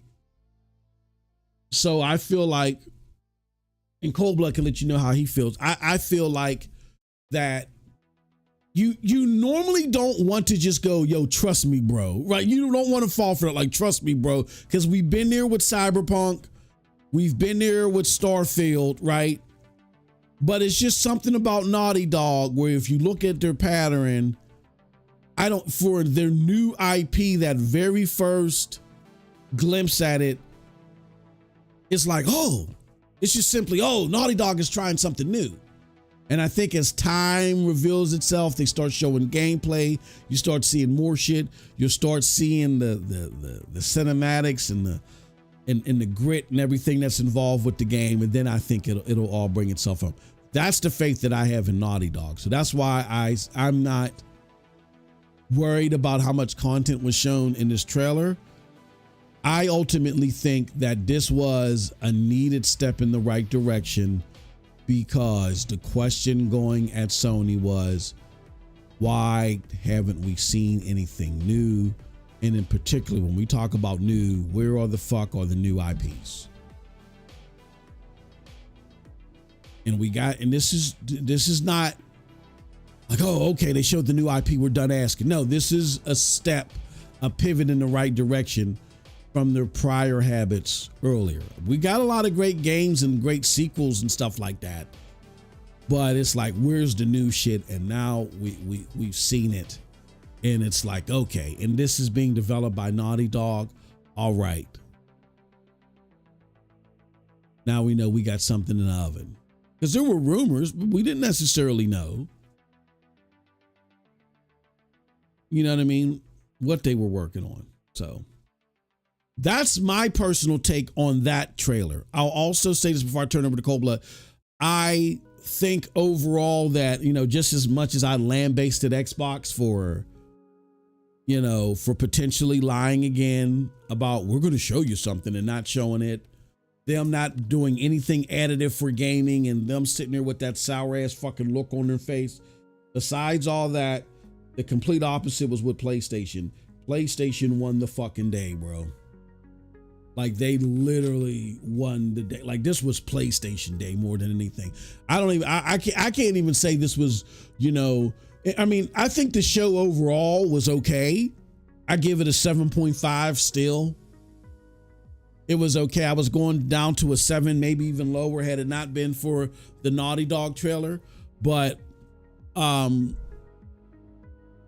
like, it's not like, everything in between everything was totally awesome. There were some nods to, you know, older games like Onimusha, what else did they have? Turok, Okami. Okay, fine. But the biggest thing to me was Helldivers 2, Astrobot, even Black Myth Wukong, because it's a console exclusive, Final Fantasy VII Rebirth. Like, those games really picking up wins in the biggest categories. So even though I give the overall Game Awards maybe a 7.5, I would say for Sony it's an 8 at least, because how they're closing out the year is far, like, this is perfect positioning for Sony, because they cut the price of the console, and now you got all the momentum. You cut the price of the console. Helldivers 2 is now back in the top 10 for games on Steam, right? It's top 10 again for games on Steam. Look at that. What I fucking tell you guys? I told y'all as soon as we got closer to 5 p.m. Eastern Standard Time, they were going to break the 24-hour record. And we know games here. I told you guys, and they just did it again. They just did it. And they actually probably went up a spot. There's more people playing Helldivers 2 than there is in Call of Duty right now. 1, 2, 3, 4, 5, 6, 7. Now they're 7th. They went up a spot. I just fucking told y'all that was going to happen. I told y'all that as soon as we got closer to 5 o'clock hour, that they were going to likely break that 24-hour thing that they had last night. And it's probably going to get to 150, if not higher, over the weekend. You see what I'm saying? So now, not only did you lower the price of your console, not only do you have the most talked about, well, however you slice it between them and Witcher, you have the most talked about, well, no, now it's the most talked about, it's a brand new IP, but as far as what was shown last night, it's either 1 or 2, depending upon what circle you're in, and it's being talked about. Not only do you have the most talked about IP, not only did you slash the price of your console and make it even more desirable, it's under $400. But now you took your IP, Helldivers 2, and fuel injected it back into the top 10 at Steam. That's why I say this is like an 8, maybe even an 8.5 as far as the injection that it gave PlayStation going into the end of the year. I think this is nuts, and it wasn't like amazing, like we're not wowed, but the positioning that they put themselves in and the fact that they finally got out of that hole of not showing anything, I think is crucial. So now I'm going to shut up and I'm going to turn it over to my brother and see what he thinks. And don't forget, check out that poll. Check out the poll. Let us know what you think about the Game Awards. Cold Blood, what are your thoughts about PlayStation showing at the Game Awards?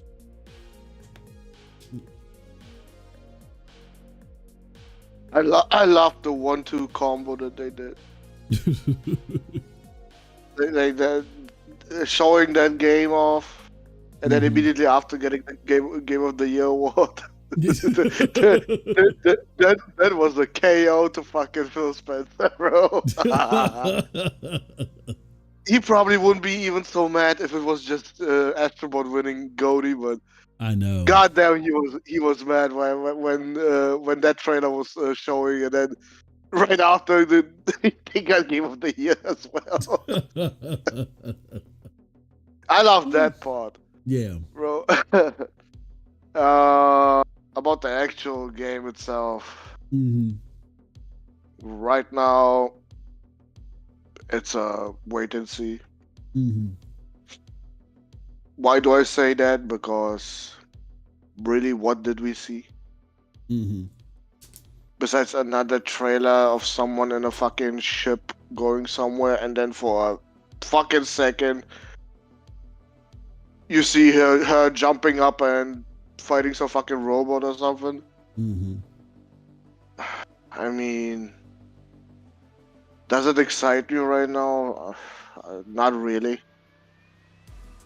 Because I really want to see gameplay. I am at least, what you call it, I am at least a little bit relieved that PlayStation is not completely keeping quiet. Yeah. Like, goddamn, it's time. It's fucking time now. It's time to show We had 4 years of stalling with older IPs. Mm-hmm. It's fucking time now. Yeah. Yep. Show us the Ben Studio shit. Yeah. Show us the next Santa Monica thing they're working on. If you can, that is. But from what we know, Corey was working on it before even Ragnarok came out. Mm-hmm. So it has to be closer to launch than we think. Yeah. This is now their homework. Start marketing for the second half of the PlayStation 5 generation.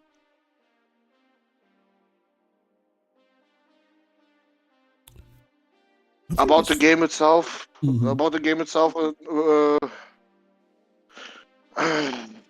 Right now, like I said, gameplay has to absolutely carry this game. Mm-hmm. Like, I don't see nothing else really. What do you call it? Nothing really of substance yet. Like, okay, you got some chick that is fighting robots. That's what I got from it. Mm-hmm. On a planet somewhere. Yeah. Rocking that Miles Morales suit with the Adidas and shit. And a fucking Porsche with why? I'm still like, why? Why is the Porsche on it? But okay, whatever. They probably have some deal with them. Yeah. What else is there to say? I was more disappointed that Kojima was there but didn't show shit. Mm-hmm. Actually, that was to me like, why the fuck are you there? Yeah. If you don't have nothing to show, don't stand on the fucking stage, please. Mm-hmm. I mean, okay, be in the crowd somewhere. Sure, you're a fucking friend of Geoff, but announcing some fucking game award over there? Someone that can't even really speak proper English? Yeah. What the fuck are we doing? Yeah. I think that's more a critique on fucking Geoff to put Kojima in everything he does. Mm-hmm. But I was disappointed that Kojima just looked fucking weird. Had some weird fucking faces when someone was talking about him. No, when these fucking what do you call it? These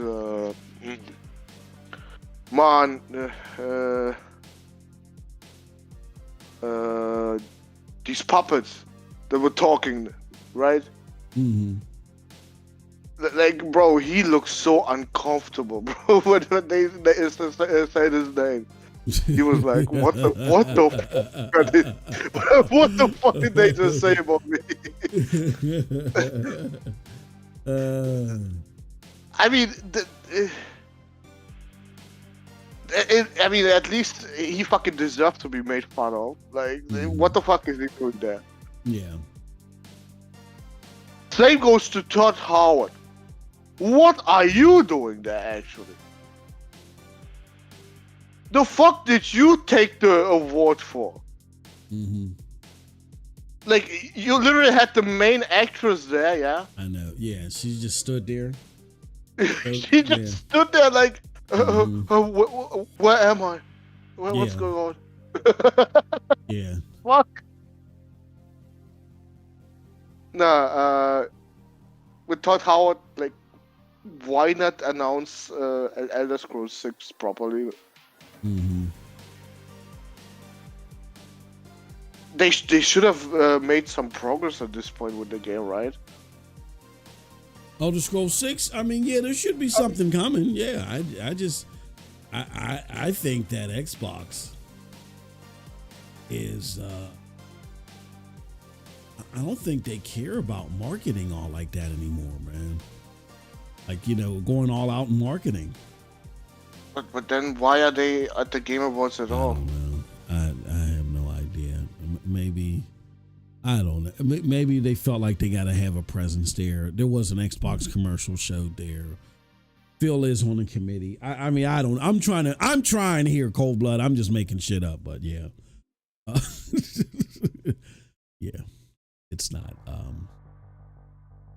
The rest of the Game Awards, I was like, whatever. Mm-hmm. Like the best announcement to me was Witcher 4. Yeah. Yeah, I see a lot of people enjoyed Witcher 4. And it wasn't a lot. There wasn't a lot of stellar stuff out there. Well, can we also call out Jason Schreier? Yeah. Yeah, please do. Because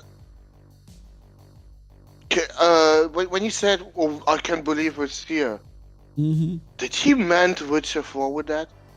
He probably did.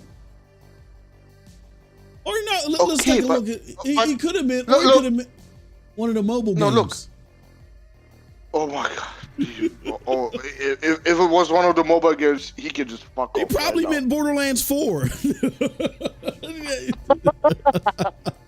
The game that was already leaked before the show. Yeah, Borderlands. He probably meant Borderlands 4 and Mafia. Dude, go ahead, man. Go ahead. I'm sorry. Don't get me started about that motherfucker. Go ahead. But actually, can we just say how much fucking Borderlands fell off? To be now just a fucking announcement already before the announcement. Mm-hmm. Yeah. Like nobody keeps it even a secret it's coming. No, yeah. Yeah, Jeff probably called him and said, dude, we let's create some buzz because people are doubting this shit. Here, just show the trailer, man. But I thought I was special. You're not. Just show the trailer. You're not. Yeah.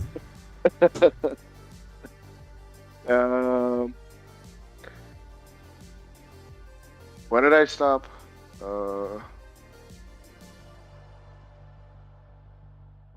Oh yeah, the amount of saltiness on the internet right now because of this award. Yeah. Like you got some people that are really sick in the fucking head. Holy shit. Yep. I mean, yes. I don't like the one from Uncharted, from the Naughty Dog game. I don't like her either from the looks of it. But I'm not gonna be here sitting like, oh nah, this is a complete miss now just because of that alone. I say I wait for the gameplay. If the gameplay is amazing, then what the fuck? I don't give a shit how she looks. Really, it's just okay. Yeah, she looks like fucking like the main character from Infamous from the first two. Sure, okay. What's the dude's name? Is he look like the infamous character? No, I'm listening. I forgot the dude's name. She looks like that. Okay, I got it. Who cares? If the gameplay is great, who cares? Yeah. Same with Witcher 4. I'm like, did you even play 3? Yeah, that's the thing. Yeah. Do you even have an idea who that character is? They don't. Yeah. Because I have a slight suspicion some of these grifters didn't even play the game to know who that is. Yeah, they just say, "Oh my god, no, it's a woman. Oh no, it's over." Like, bro. And then also, oh, she looks ugly. Where? Yeah. The fuck are you talking about? I guess because she has a scar or something like that. I don't know. Oh my god. That's why I say they didn't play Witcher 3 then.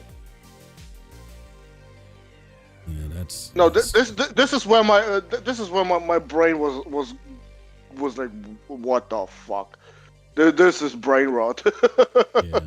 Holy. I mean, with the Naughty Dog game, absolutely understandable. This character has no appeal whatsoever, not even a little bit. That would not make any difference to me if the story is great and gameplay is great. Yeah. Like I didn't get like, oh, this is badass. Like when I look at stories, I look at it like, okay, this is your main character, but does this character have like an entertaining backdrop? You know what I'm saying? Like, is this because Naughty Dog likes to tell? Wait. What I don't like is the similarity to the Concord. That's what I don't like. That's what gives me the creeps, bro. I mean, this whole she's a bounty hunter in space and stuff. Yeah. I mean, I can. There's space bounty hunter games that are out there. Star Wars Concord. But here's what I will say that's different with this game. I don't think this game is going to have you doing space travel. I think space travel is the setting. I think what's going to happen is I would think more of like Dead Space or something like that. Like not as far as how the game is going to play, where yeah, you're in space, but you're locked to a planet. You're locked to an area. And they're telling the story about the backdrop is you're this space traveler, bounty hunter, whatever. I don't think you're going to be sitting there getting in a ship and flying in different places the way I read the back line of it. It's just like, that's the setting. You know what I'm saying? So think Deep Space Horizon or, you know, or any other movie that may have space related to it, but that person, it's not Star Wars where dun, dun, dun, dun, dun, you flying from different planets. Like the person is dropped on that planet, and therefore it's because it's a new planet, it's mysterious and shit. You know, that's the way I read the backdrop. But we'll again, like you said, we'll see when the shit comes out. I mean, the best example is Returnal. Like at first, when they shown it, like that woman didn't look attractive whatsoever. And really, the first time they showed it, it was like, what the fuck is this? But then when the actual gameplay came out, bro, it was exactly like you're not even fixated on the character all like that. Like they're just part of a story. Yeah. And I think if anybody it would be bad. It would be bad if everything is bad. The story, the gameplay, and the character looks fucking out. It would be bad. Yeah. Oh my god. Yeah. Oh my god. It's gonna be fucking paradise to these grifters, man. PlayStation Sweden has gifted another gay. Oh man, you guys are going crazy today, man. All day. What's going on, brother? All day you got a gifted membership from PlayStation Sweden. Thank you, a good friend, and check it out. Is that all day? Let me see here.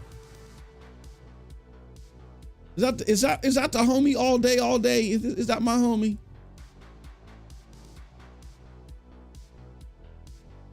No, that's not. I thought it was the homie all day. Still the homie all day. I see you all day. You being here. You being here quite often. So shout out to you. I thought you were my homie all day from the old BGST podcast and shit like that. But thank you, PlayStation Sweden, for the gifted.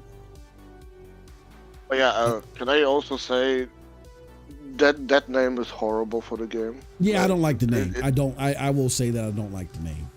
Intergalactic. It's so not memorable whatsoever. Yeah, I don't like it. I mean, if you just had it Intergalactic and nothing else, okay, maybe. But this fucking whatever prophet, false prophet or whatever it's called, I don't like the name at all. I just don't like Intergalactic. And the Heretic Prophet is probably one of the stories, you know, like Horizon, Forbidden West, Horizon, Zero Dawn, Intergalactic. I just don't like I don't like I will say that. I don't like the title. I just caught this from Ryan. He says, "Oh God, broomstick laugh a lot. Hey guys, Helldivers 2 is coming to Xbox. Nope, just darts." Right? Oh my God, show it, please. Oh my, it's so funny, bro. They really hyped up some dog shit. Oh, is there there's a new broomstick video? I didn't even know. Hold on, let me see if I can find it. Bro, he was hyping up that one commercial that Xbox had. They thought it was gonna be Helldivers. Look it up. Oh yeah. I did see that. Yeah, I did see that. Bro. Yeah, where he was like, what did he say? Show it, please. He said, not what he said. Oh, dude, what did he say? Man, just show the commercial. Just show the commercial, bro. Oh, yeah. Here we go. Should not be. See, let me see if I can find. Is a commercial in here? Hold on, let's see. Let's look and see if the commercial's in here. There needs to come a point where games like Indiana Jones should not be snubbed or not let into the club. Literally, they're standing at the velvet rope, and they are the true winner of 2024. I don't care what you say. This is currently an Xbox exclusive for the console, and it deserves to be recognized. Honestly, without, again, trying to be an Xbox, it's one of the best games of the year. It's the winner of 2024. I don't think, bro, none of the Game of the Year winners has what? What does Indiana Jones got, bro? See if I can find it. Indiana Jones on Xbox has how many people in it? Indiana Jones on Xbox has peaked at what? 12,000. Like, bro, what are we doing here? None of it, and that was 4 days ago. That was at launch. None of these Game of the Year winners peaks at 12,000 in its launch week. Like, what are we talking about here? It doesn't even deserve to be mentioned. It doesn't even deserve to be mentioned next year. That's why I said that time is not going to be kind to this game. It's going to get exposed for what it is. All it's going to take is a singular tweet that says, remember when everybody was slurping Indiana Jones from behind? Yeah, I remember.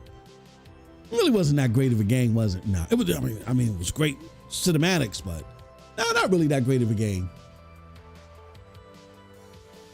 Stop it. The Game of the Year. Oh, here it goes. There goes stills of the commercial. Something little is coming. They tried to brace you. Something little is coming. Well, maybe they thought little by handheld. Bro, they thought something little is Helldivers. Oh, why would they think something little would be Helldivers? I mean, again, they don't think logically. Bro. We're proud to sponsor Luke the Nuke 180 for the official PDC World Darts Championship. Oh my God. Like, why would you even do something? Like, why are you teasing this? That you're sponsoring a dart thrower? Like, why? I mean, again, if I think Xbox, in the Xbox PR room, there's nobody dressed in a business suit. There's like two motherfuckers in shorts and Crocs, and they're just smoking weed and shit. They're just rolling doobies and shit. And they're like, hey, bro, like, what the fuck you think we can do to piss off that fucking blowhard brooms? What is his name? Prune stick? Yeah, oh, look, man. Look, man, I got some stills of this Luke the Nuke dude. Here, let's put some green light behind him and shit and tease it like it's a fucking handheld or Helldivers. Watch, he'll run with that shit. Yeah, man, I'll do that shit. Do it. Let's see if he falls for it. Did they do it? Then they're sitting there fucking watching Boomstick podcast and shit. Yeah, man, the Helldivers is coming out, and they're probably like laughing their ass off and shit, kicking each other and shit. He fell for it. Oh, fuck.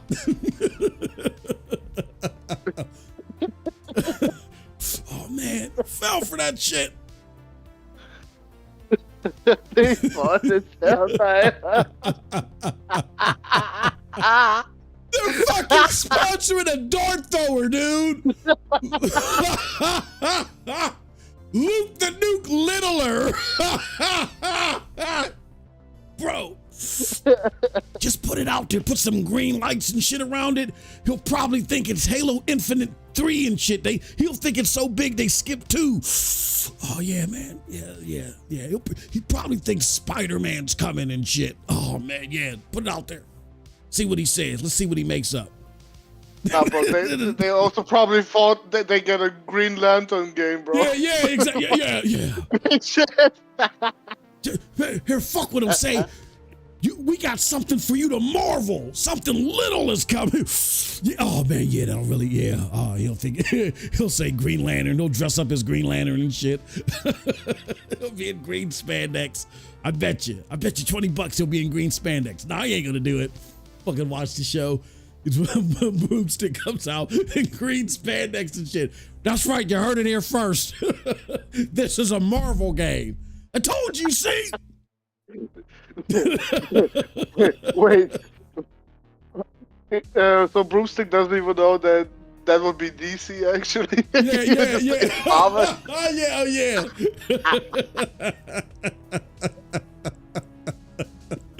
Oh, shit. Oh, God, bruh. Oh, fuck. Damn. Yeah, I'm getting high off this shit, man. We put Marvel in there, man. Oh, this shit is funny. Burning their fingertips and shit. Did you look at the poll? We got a lot of votes. Yeah. Shout out to everybody that participated in that poll. Yeah, man. 101 votes. Keep voting, man. Keep voting. Oh, I mean, man. It's either A or B. Yeah, I know. Yeah, exactly. Yeah, that's funny. Let's go to some of these comments. I mean, my personal take is a C. Yeah, I'm at a C. And again, I'm at a C, but I would give a B to how it boosted up PlayStation and put them in a good position going into 2025. They just hopefully they don't fuck it up. I will say that. I think PlayStation was the bigger winner than Geoff in the Game Awards itself. Like that was the PlayStation show and shit. Because it's full pandemonium. Like, bro, what do they have the lean on now? They can't be fucking capping for Indiana Jones. That shit it's not peaking past 12,000. What are they can't even cap for Stalker now. Remember all the PC Master Race motherfuckers? Yeah, Stalkers. They ain't playing Stalker now. These motherfuckers went back into Helldivers and they're playing other shit now. So, Stalkers at a cool 35,000. Okay, whatever. But you can't sit there and dribble your nutsacks over Stalker. Now, what else you got going? You're not selling consoles. This is an Xbox. They released that other cringy ass commercial. What was that? It was a fucking fish box or something, and then it turned into confetti. What the fuck was that? Shout out confetti in the side. Come on. Then you got that. Maybe that's why Phil looks sour. Maybe he never got over that commercial. I don't know. They have nothing to lean on, and then like I said, if this year is like the rest, they're all on vacation for the rest of December. And if they don't show hardware, the rest of the December is going to be fucking brutal. If you're an Xbox fanboy, it's going to be brutal. What is coming up for both platforms now? I mean, I don't know. If I'm Sony, this ain't it. If I'm Sony, I got a showcase.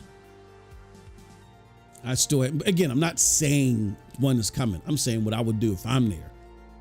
That's just the beginning of it. To further cement you all's confidence, I'm not talking about you guys argument chips versus Xbox. It doesn't even matter and shit. You know, you got Cheech and Chong in the film room fucking with broomstick. Like Xbox has no hope, right? I'm talking about as far as solidifying the confidence of the consumer. That's like, okay, y'all gonna show something? Because people were getting pissed. I was watching Twitter. Like, it wasn't just us. People were fucking getting pissed off. They were like, is Naughty Dog really just coming to the award show? Is this all PlayStation got? Like, people were getting pissed. So apparently we ain't the only ones that are like, you got to show more shit, right? I would double down on it. I wouldn't just say, okay, we did enough. Fuck, don't just do enough. Go above and beyond. I still got a showcase. Even if it's 30 minutes and I'm showing a little bit more Ghost to Your Tie, I show a little bit of more of Intergalactic robot sayings of the 5th, whatever it is. And then I'm showing one more. Even if it's 30 minutes, I'm to 10 minutes. You get 10 minutes of 3 IP, Sony IP. Actually, this was the best opportunity to show Wolverine gameplay. There you go. Oh yeah, they would have killed it out the park. Now the overall show would have got an 8, and I would have boosted Sony to 8.5. Phil Spencer would have had a seizure. Oh, he would be laying sideways, bro. He'd be laying across Alan Greenberg. Eric Greenberg would run out the fucking hall and trying to find something to eat, bro, because he's so depressed. Aaron Green, hey, bro. And that Woody would be just sitting there shitting himself. Hey, yo. This motherfucker, he be laying across Matt Booty. Matt Booty trying to, do chest compressions and, trying to bring him back and shit. Aaron Greenberg holding his feet. Oh, yeah, this dude, he'd be laid out right now. If they would have dropped Wolverine, that's what I'm, bro. But that, Cobra, let me say this real quick, and I know you could say this for yourself, but I get that a lot of y'all want us to just have a strictly positive show. We just want you guys to be on your P's and Q's and make these companies do what they're supposed to do. Can you guys understand where at times where we're coming from, or even where Cold Blood is just coming from? Like, as consumers, we want companies to do above and beyond. Can you imagine, just fuck everything else, can you imagine if these motherfuckers dropped Wolverine gameplay yesterday? Can y'all imagine that shit? Like, bro, you talk about Wolverine. Bro, it would have stolen the show. My God. And then you have fucking consoles slashed to 375. Like, if anything that would have been the coffin closed on Xbox. I'm sorry. Especially if they have no hardware to show. Oh, that would have been, they would have made something. Phil would have ran back to Redmond, grabbed some cardboard and some glue, and tried to cut something. There's no Xbox hardware. It's the Series T. He would have made something up. It would have been so bad. That would have been, for those of y'all, and again, I hate to bargain on this basis, but for those of y'all that care so much about arguments on Twitter, that's your checkmate. I mean, I just care about great games, dominant competitiveness, you know what I'm saying? That brings in more support for you to give us more great games. I understand that's cyclical. But to Cold Blood's point, do y'all understand why it's just not just doom or gloom? It's pressure. It's not doom and gloom, it's pressure. Try to go above and beyond for me, the consumer. It's not, oh, y'all did enough. No. Can you imagine if they came to the yard with a Wolverine fucking trailer? It's over. We're closing the casket on Xbox and their bullshit. This motherfucker's feet is kicking and flailing in the air, Aaron Greenberg is trying to stop getting kicked in the chin. Matt Booty's giving him chest compressions and giving him mouth to mouth and shit. It's over. It's over.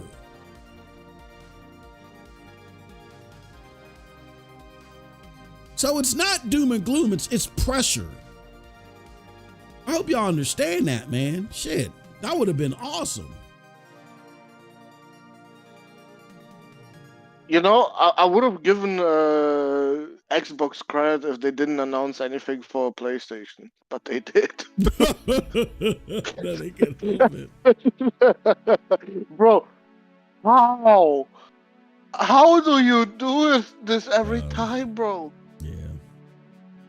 First it was Indiana Jones. Now you think Outer Worlds 2 is also coming to PlayStation, and it's a PS5 Pro enhanced. I'm telling you, man. I truly think. Shout out to PlayStation 5, PlayStation 5 Sweden. He says, hold on. He says, I have a question for Cold Blood. He says, what is your most anticipated game of 2025 without GTA 6? And same to me. You go first, brother. Shout out to, thank you for the 50 sec. Well, what's your most anticipated game in 2025? My problem with 2025 is I have no release dates with it. Mm-hmm. Yeah, like, I don't know if Wolverine comes out next year. Yeah, I don't know if that Naughty Dog game is even close to coming out. Yeah, I don't think that is. List of if we're going by what I know, that is goes to your time. Really coming out 2025. No, Monster Hunter. Oh, yeah. I forgot about Monster Hunter Wilds is my absolute number one game, because I don't know if Death Stranding is coming out next year. Yeah. If Death Stranding comes out next year, then it's Death Stranding, but I can only go by those that have a release date. All right. Okay, here we go. No, PlayStation 5 3. No. GTA 6, bro, it's such a by default game that, like, even mentioning as my most anticipated game would be fucking pointless now. All right, so yeah, these are the games that are coming out. Donkey Kong, Tales of Graces. I don't know. Nothing really in January. Kingdom Come Deliverance. I want to get into that. Assassin's Creed Shadows. I mean, that gameplay, that extended gameplay did look good. Let me see. Atom Fall. I've heard some negative stuff about that. I think it was Mr. Matty Plays. He said he got some hands on with it and he didn't like it. And yeah, that's it. There's the only games that have been confirmed are up to April. Let me see. These are the games. That was why I asked you what is now next for these two platforms. Yeah. Like, okay, on Xbox we know Avowed is coming. What is coming in 2025 besides maybe Ghost of Yotei? We don't know yet. Like, it could change any minute to 2026. Let's be real. Yeah. What is coming out for PlayStation? Yeah. Even a fucking third-party deal. What is coming out? Yep. And here's what I would say.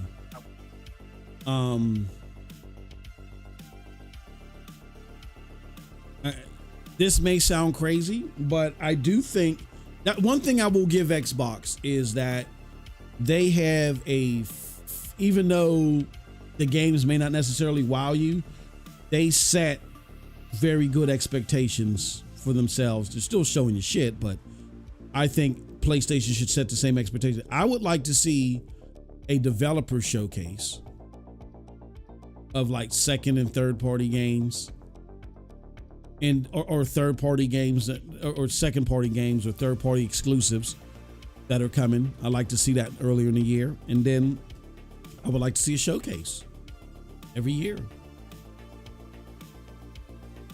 I mean, that's why I said with the showing of Intergalactic, PlayStation now has to, they're on the clock, and they got to keep, when I say they're on the clock, I mean they got to keep this going. So hopefully early Q1, we start seeing some more stuff. You know what I mean? So, but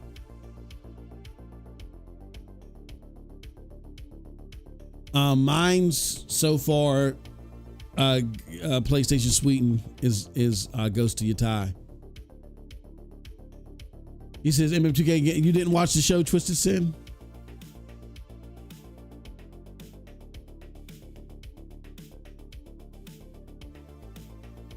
Yeah, since Totoki said they're releasing multiple AAA games. He did say that. He did say that. So there is something else coming. Just what? We don't know. We don't know.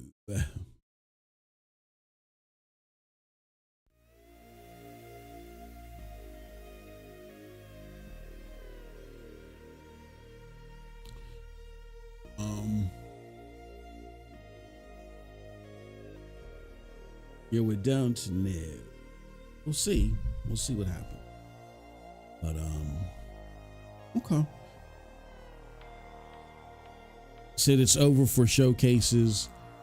That shit is not happening anymore. They don't care about winning on online popularity contests anymore. They announce their games one at a time. I think it showcases go beyond popularity and it go towards retention, because gamers want to know what's coming. Not knowing retention leads to angst, which leads to, because gamers plan, okay, yeah, man, this year I'm gonna be buying this, I'm gonna be buying that. Like every gamer doesn't make a last minute decision. Yeah, this in this summer I'm gonna buy this, so I'm gonna save up for that. You know, there's a lot of planning involved. And if you're not showing me shit, I might plan something else with my money. Oh, okay, well, I don't really see anything from PlayStation, so yeah, maybe I will upgrade that rig or something. You know what I'm saying? You never know. And it's smarter. It's always smarter to let people know what's coming. That's what always worked in the industry. And I don't think it's something that you stop just because Xbox is shit in the bed. You know what I mean? So, all right. Here, I think we can end this poll. When you say the biggest loser is Xbox, what about Nintendo? That Switch 2 is supposed to be released next year. I think Nintendo's just in wind down period. They don't want to say too much that, they're just cruising until they come out with their next console. So this was a down year for them. Definitely a down year for them. But I think they're like, let's wind down. Let's start getting people prepared for our next console. Because when their next machine comes out, it's going to be a big deal. Like, I might even be in the market for that one. Like, if it depends on what its capabilities are. If they're doing more 60 frames per second games, I'm in the market for it.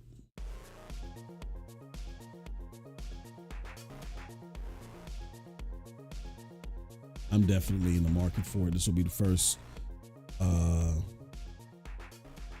serious gaming Wii console I've had since the GameCube. I mean, yeah, I got Metroid and Zelda on the Wii U or the Wii, but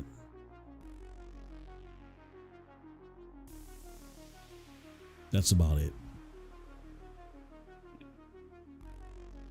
We're going to end this poll. We got 105 votes, man. Holy cow. And the results of the poll is we asked you guys, What grade do you give the Game Awards? It was a close one between the top two spots. B, y'all gave it a B. It was 43%. 42% of you gave it an A. 9% gave it a C. And then True Virgil and J Gaming Not Gaming gave it a D or lower. We know y'all lurking in the chat. Oh shoot. Either Twisted Sin said a B for me. C. Okay. Yeah, I'm with the C. I'm with the C. Let's have a compilation of these reactions for Astro. They were funny. You want to do a compilation of? Yeah. I think I showed all of them already. Hold on, let me see. You did? Yep. Yeah, I showed them earlier. Yeah.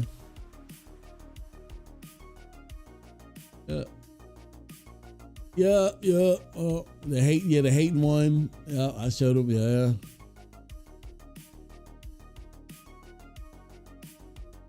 Yep. The where's my hardware? I even showed that one. Yeah. Yep. Actually, did Kids Move do a reaction? I didn't see one. If he did do one.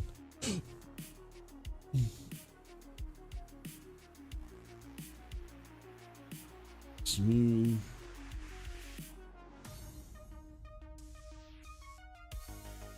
You do a reaction? Or is there a clip of him doing a reaction?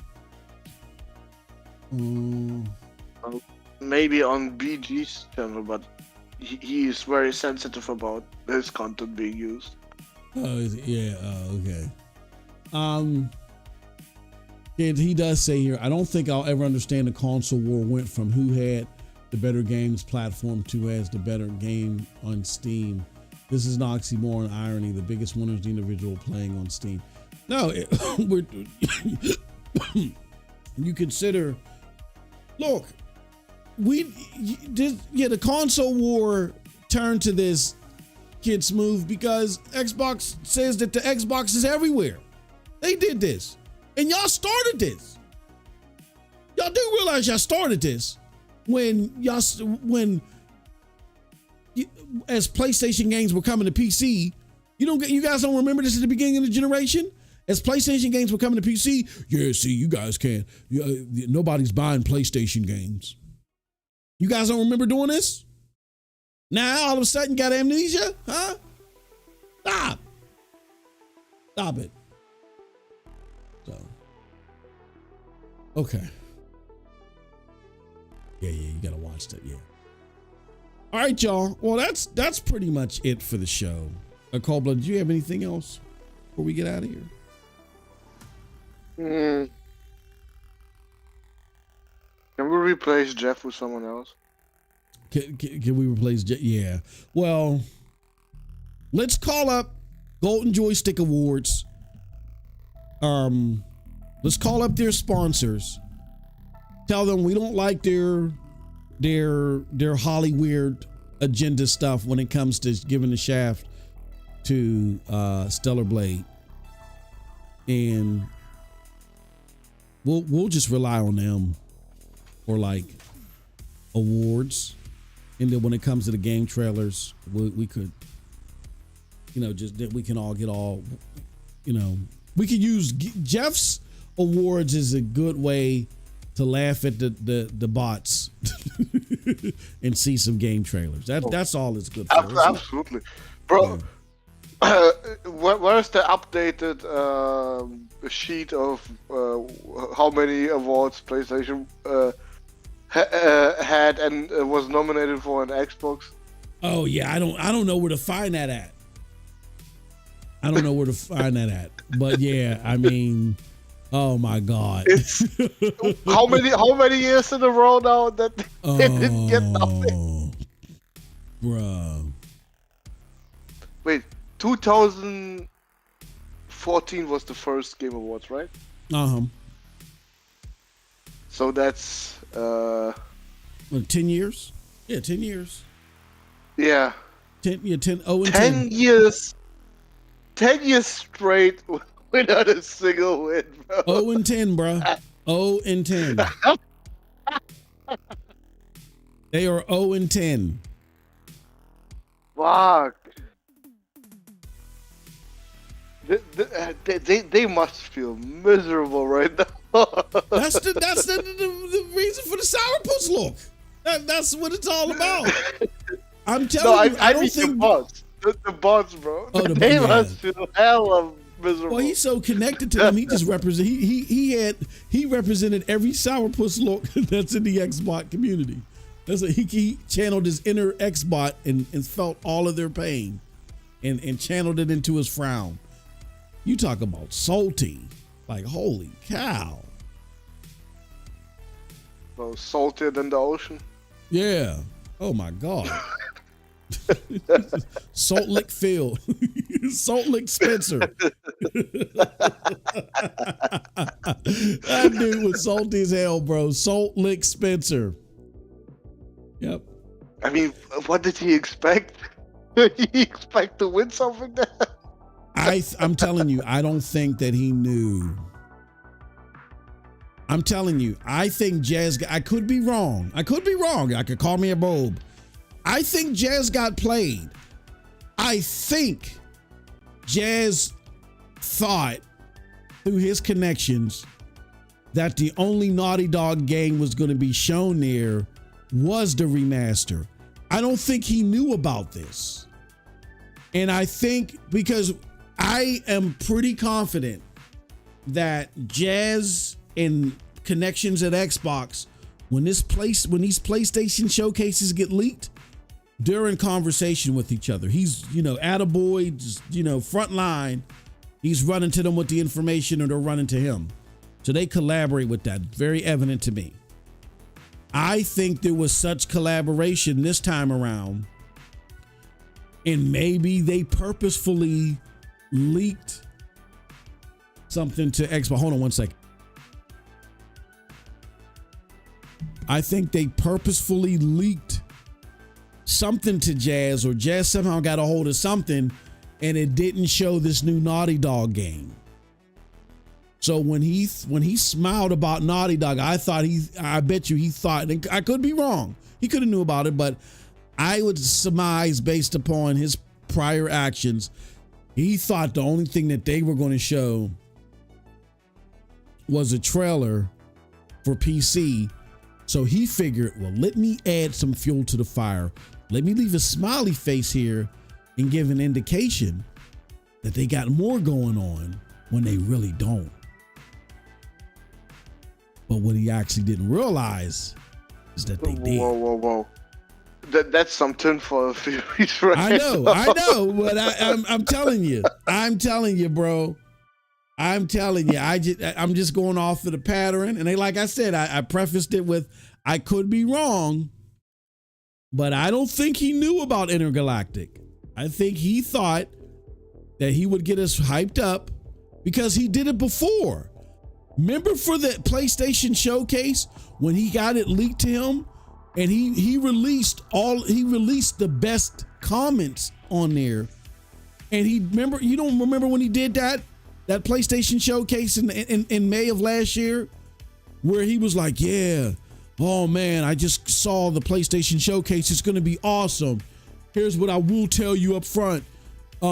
Snake Eater. He announced the best parts of the showcase and then made it seem like that the things that he didn't announce was going to be even better, when it wasn't that. He's a slick mofo. And then come to find out that he played us. He played us. Actually, what did Jazz say? Which Jazz?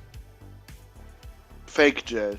Oh, fake Jazz? He said this time around, he was asked about Naughty Dog, and somebody was like, I hope Naughty Dog is there, and he followed it up with a smile. No. I mean afterwards, after the game was. Oh, after he said nothing. The only thing I've seen him put out there is, do you think exclusives are important? Like, he's awfully quiet now, Cold Blood, is what I'm saying. If you knew this in advance, you had time to digest it and say something. But he didn't. He was like all active and I think he thought that he was part of another setup, like how he set us up last time. Because he was slick when I know it's tinfoil hat, but he did it last time. He came out there and was like, oh man, Xbox stay dropping the ball. PlayStation got it. I saw the, oh man, the PlayStation. Here's what I will tell you. Snake Eater, he leaked all of the good stuff and made it seem like that was the worst stuff. And so when we're watching the showcase, we're even thinking in the back of our heads, even Jazz is like this showcase is going to be bomb. Oh, PlayStation's about to kill it. And here it was a stinker. And he's sitting there just laughing his ass off. He did this before. I think, and again, I could be wrong, I think that he thought he was participating in another setup. Because he's been awfully quiet. I find that weird. I just find it weird. It could be tinfoil hat. I will admit to that. But I find it awfully weird that he hasn't said anything. Like, you know, and the only thing I've really seen from him of significance is, do you think exclusives are important? He got a poll out there. You know? And that wait, the dude that is a fucking borderline console warrior is asking others if a console exclusive is important. Yeah, come on, bro. Come on, bro. That's what I'm saying. Come on, bro. I don't trust none of these mofos. That's why I come up with a lot of this tinfoil stuff, and a lot of it be true. I don't trust them. I just be peeping them. I be quiet and I don't be saying anything, and I just be peeping them, and I just be like, I see what you did there. That lets me know what you're capable of. And so when the same set of scenarios come back around next time, I'll be like, I bet you, I wonder if, so, and that is my tinfoil hat theory. I don't think he knew that Intergalactic, again, he could come out there, I heard on this podcast, they thought I knew. I mean, and he could be telling the truth. I don't know. But I don't trust him as far as he can be thrown. And, you know, I'm putting some things together. Same thing I did when I, said, hey, this is Xbox. That came from Sarah Bond. I'm just using them same pattern skills to summarize this. I think that they didn't know that Intergalactic was going to be released. Because remember, even when we got towards the end, notice how Geoff was like, yeah, and there's one more, we got one more surprise announcement. And then we thought it was on a Mushu. We were like, oh my God. And then I think he slyfully pulled that out of his, because he probably knows that he got a leak at Xbox. That there's somebody at Xbox that's doing some weasel stuff that leaks this stuff. There's a leak somewhere, bro. So he's got played in a bunch of creators that regurgitated his inside info. Yeah. Yep. All right, y'all. Well, with that said, we appreciate everybody coming through. And thank you for the support. And we will see you guys next time. Until then, have a wonderful, wonderful gaming day. Peace.